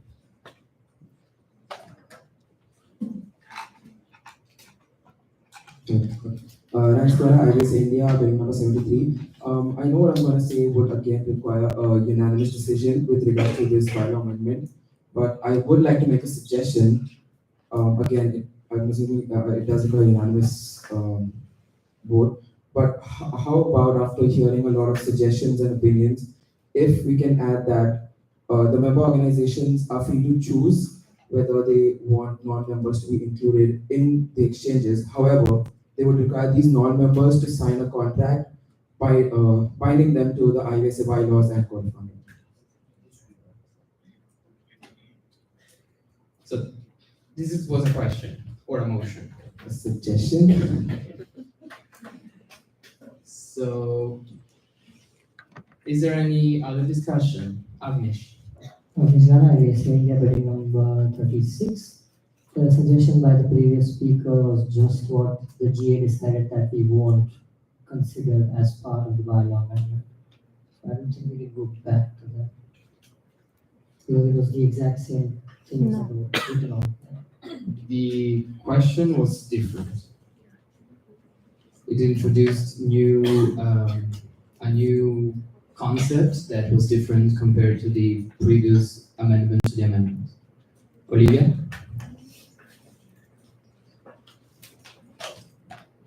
Olivia, IVSA UK, bill number 32. I agree with the previous speaker, and I would also like to add that for IVSA UK, for example, a lot of students are not very aware of the activities and they would not actually get involved if they were not part of IVSA. So limiting exchange activities to only IVSA members would further cause IVSA to be neglected or like not really known beyond those who initially signed up to be members.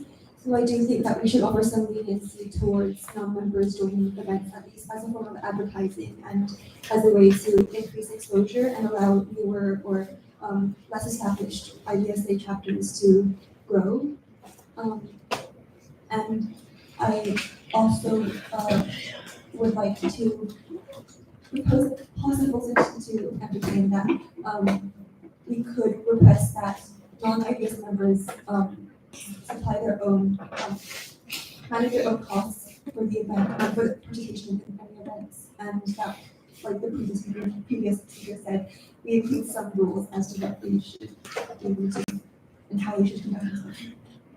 Thank you. Is there any other discussion? Ryan?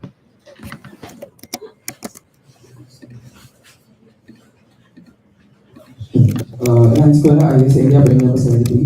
Just to address the previous speaker and to make things a little clear, the amendment that was going to happen initially just stated that non-members could participate within the host country, like the country they're in. But what I will suggestion to me meant that these non-IBSA members could also take part and go to the other country within our non-in country.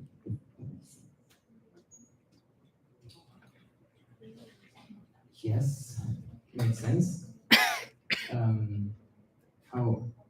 However, this is a completely new, different bylaw amendment that would have to be proposed as a completely new, different bylaw amendment during the any other business, because here it clearly says like the objective of this bylaw amendment is to only allow IBSA members to participate. So by removing this and introducing what you are proposing, you are completely changing the meaning of this bylaw amendment. So it cannot be considered the same amendment anymore. It's a completely different bylaw amendment. And in that case, will have to be considered during any other business if the GA resolves to accept it. Is there any further discussion? Yes.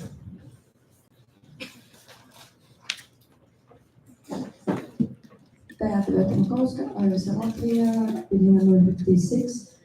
I would just like to say that I agree with the previous speaker because we are also quite small ISA, and then if we would only give this opportunity to take part in events that happened in our country to only our ISA members, it would then our chances to get new members would be even less. So yes, I would say that previous speakers suggested that is a really good idea as I was also exchange officer in my own MO. I'm saying that from my view with small IBC chapter. Is there any further discussion? Yes. Good. Catalina Ortiz, IBC Chile, bidding number 64. I'm going to talk about the experience that we've had as IBC Chile.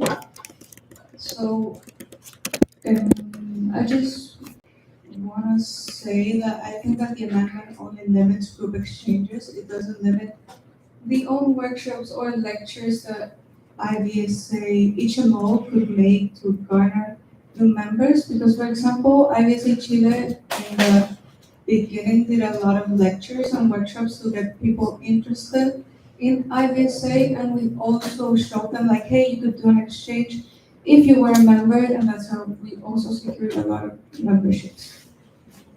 Thank you. Is there any discussion? Yes, Olivia, IBSA UK, number 32. I understand the previous speaker's points, and I do agree that we can host other non-group exchange events. However, at least in my local chapter, my experience is that there are other societies that compete with us in terms of lectures or workshops, practicals, those sorts of things which mean that IBSA has very little ground to actually bring traction or awareness. The main selling point for our organization is the exchanges, and I think if we limit external participation in exchanges, at least in our host country, then we lose a lot of interest because the main thing that makes people want to join is the ability to actually interact with other international students and broaden their horizons. And this is what differentiates us from other societies. Thank you. Is there any other discussion? Yes. Ika Desai, IBSA India, bidding number 27. While I do agree with the previous speaker and I understand their point, but IBSA India being a huge member organization with so many members, it is not possible for us to have non-members included in our exchanges. Thank you. Is there any other discussion? Yes, no, from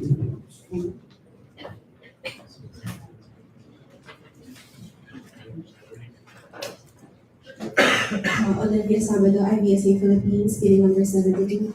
While I understand the previous speaker's point of view regarding the way how their MO works for recruiting members in the Philippines, we did this kind of orientation for students in our universities. So we introduce our projects, what we do in IBSA from our local chapters to the things we do in our MO and to the things that we can do in IBSA Global, everything from scholarships and other opportunities that we do to them. So that's how we got members or students to join IBSA Philippines. And also regarding the point on, it's the selling point of IBSA to have group of exchanges.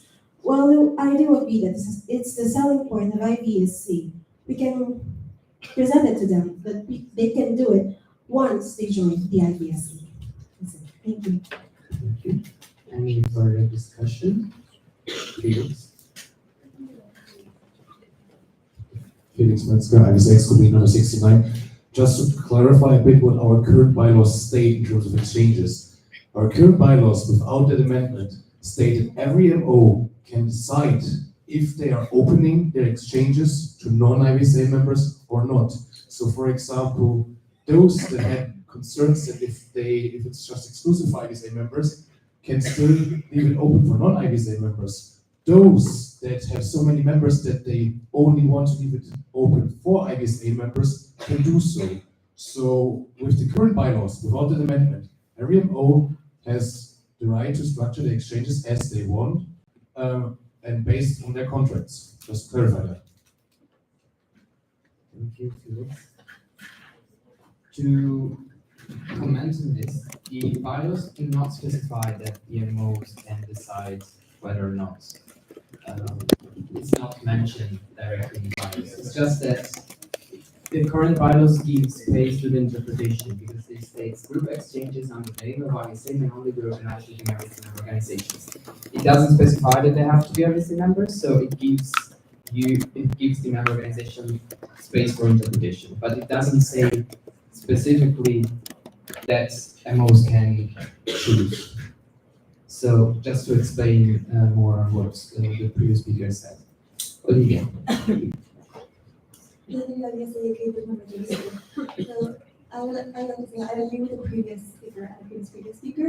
I think it's very important that the IBSA global bylaws do not limit the MOs because while I understand that other IBSA chapters that are like more well established and bigger, like IBSA India or even like here we see there's such a big OC supporting this IBSA. The local chapters, if they do not allow non-member participation, then they really will struggle to grow and become as established and become as powerful. So I think it's really important that there be some room for interpretation in the bylaws so that each MO is able to do what's best for themselves. Like as the way the bylaws currently are without this amendment, it means that MOs that are well established, that too many members can create these limitations, whereas MOs that are still growing can market or advertise their activities with other students.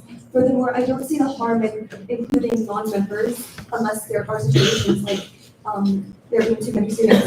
Because, for example, if you were to invite other exchange students over to our university, then it would enhance their experience for other other non-exchange students to join in and increase their experience, enhance their experience. For example, if they had more students to talk to, if they were building out on a tour, or more students joined when they were having a dinner in the university, I think there's no reason to limit such experiences.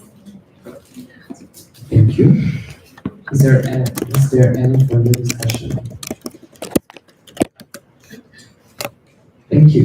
So blue card was raised, which means it's a point of privilege to request to us to the chair to summarize the discussion. So the discussion so far has been that, so first of all, the amendments to the bylaws, the proposed bylaw amendment says that obviously group exchanges will only be open to obviously members.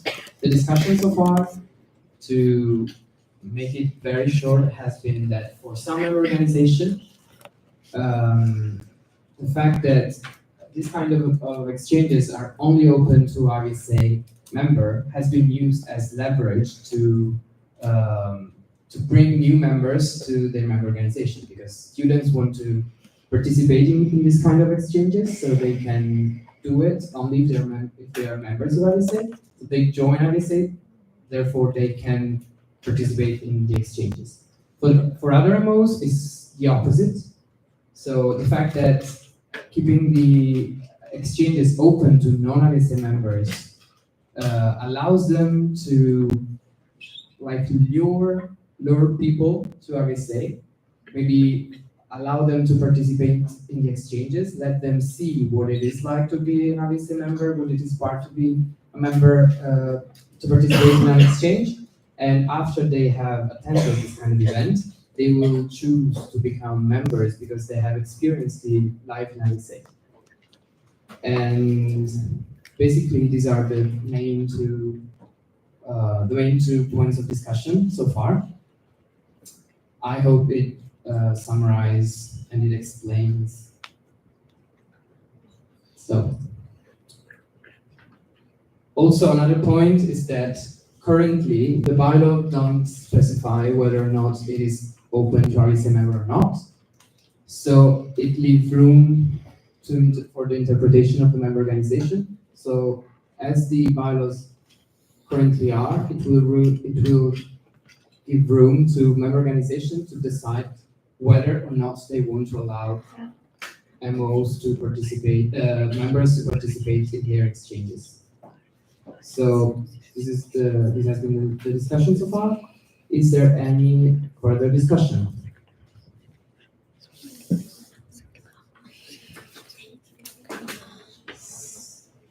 Is there any objection to approve the bylaw amendment? Yes. So, seeing some objections, we will vote on this bylaw amendment using a roll call vote, as we've done before. So you know the procedures, you know how it works. We will call the name of all member organization, which will have to state their two votes, whether they are in favor of amending the bylaw to add this sentence. So whether they are in favor of limiting the RBC exchanges exclusively to RBC members, or whether they are against this bylaw amendment. So they are against limiting the participation of students who are not RBC members to RBC exchanges. So you also have the option to abstain, of course. So now we will proceed with the roll call voting. If you have any questions, yes, there's a question.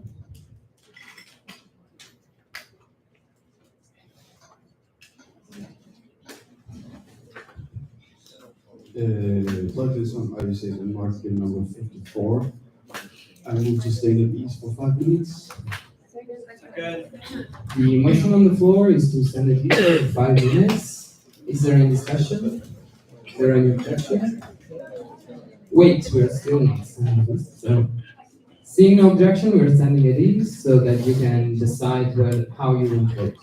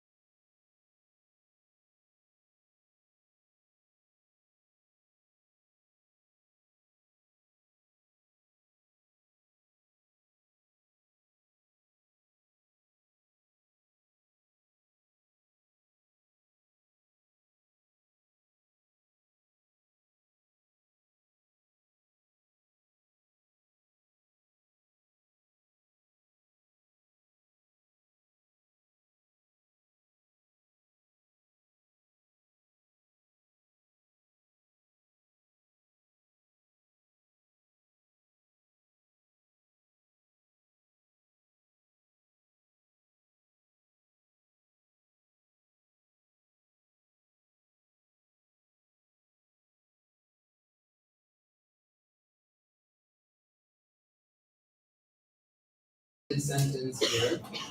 So that will bylaw says groups exchange under the name of RSA may only be organized between RSA member organizations and are exclusively open to RSA members. Is there any further discussion? Seeing none, we will. Oh no, we had objections already, so yeah, I'm tired. So, considering that there were some objections on accepting this bylaw amendment, we will go we will use a roll call vote, and you have to vote in favor in case you are in favor of accepting this amendment and limit RSA exchanges exclusively to RSA members. You vote against if you are against limiting RSA exchanges exclusively to RSA members. Is everything clear? Then we will proceed with the roll call vote. Just a reminder that according to our constitution, to approve bylaw amendments, a simple majority is not enough. A 3/4 majority is requested. Yes, 3/4 majority is necessary, which means 75% of the day.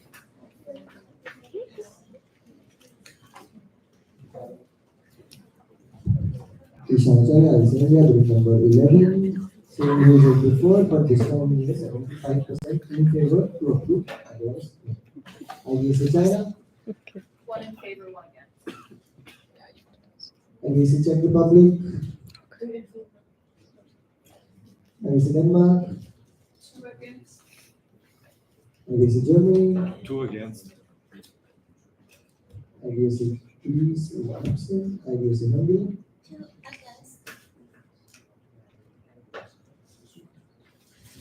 IBC India. 2 against.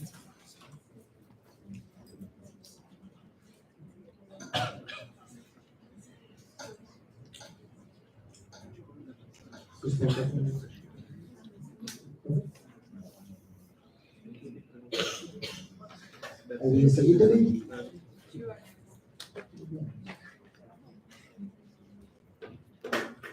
IBC Japan. 2 against. Against. IBC Republic of Korea. 2 against. Good. Guys, speak like this. IBC Latvia. 2 against. IBC Malaysia. 2 abstain. IBC Morocco. 2 abstentions.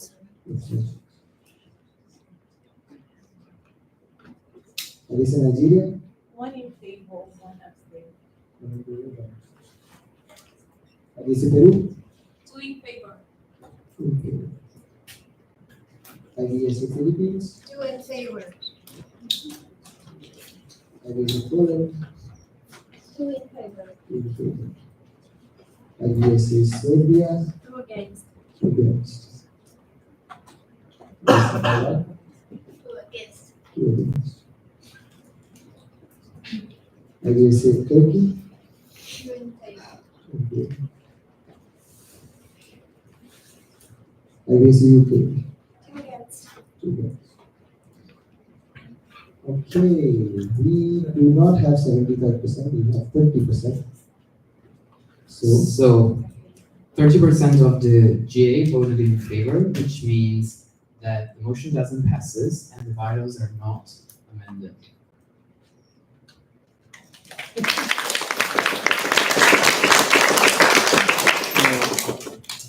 The chair will now entertain a motion to adjourn the meeting of the GA.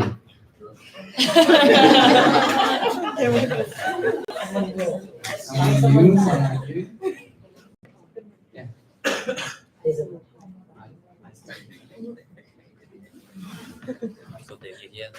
Someone has to say ice cream.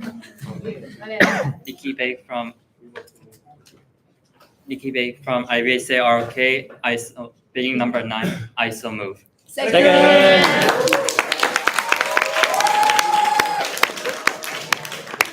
Wait. The motion on the floor is to adjourn the meeting of the GA. Is there any discussion? Is there any objection? Seeing no objection, the GA meeting is adjourned and will reconvene the day after tomorrow. The GA will reconvene the day after tomorrow. Now we have an announcement.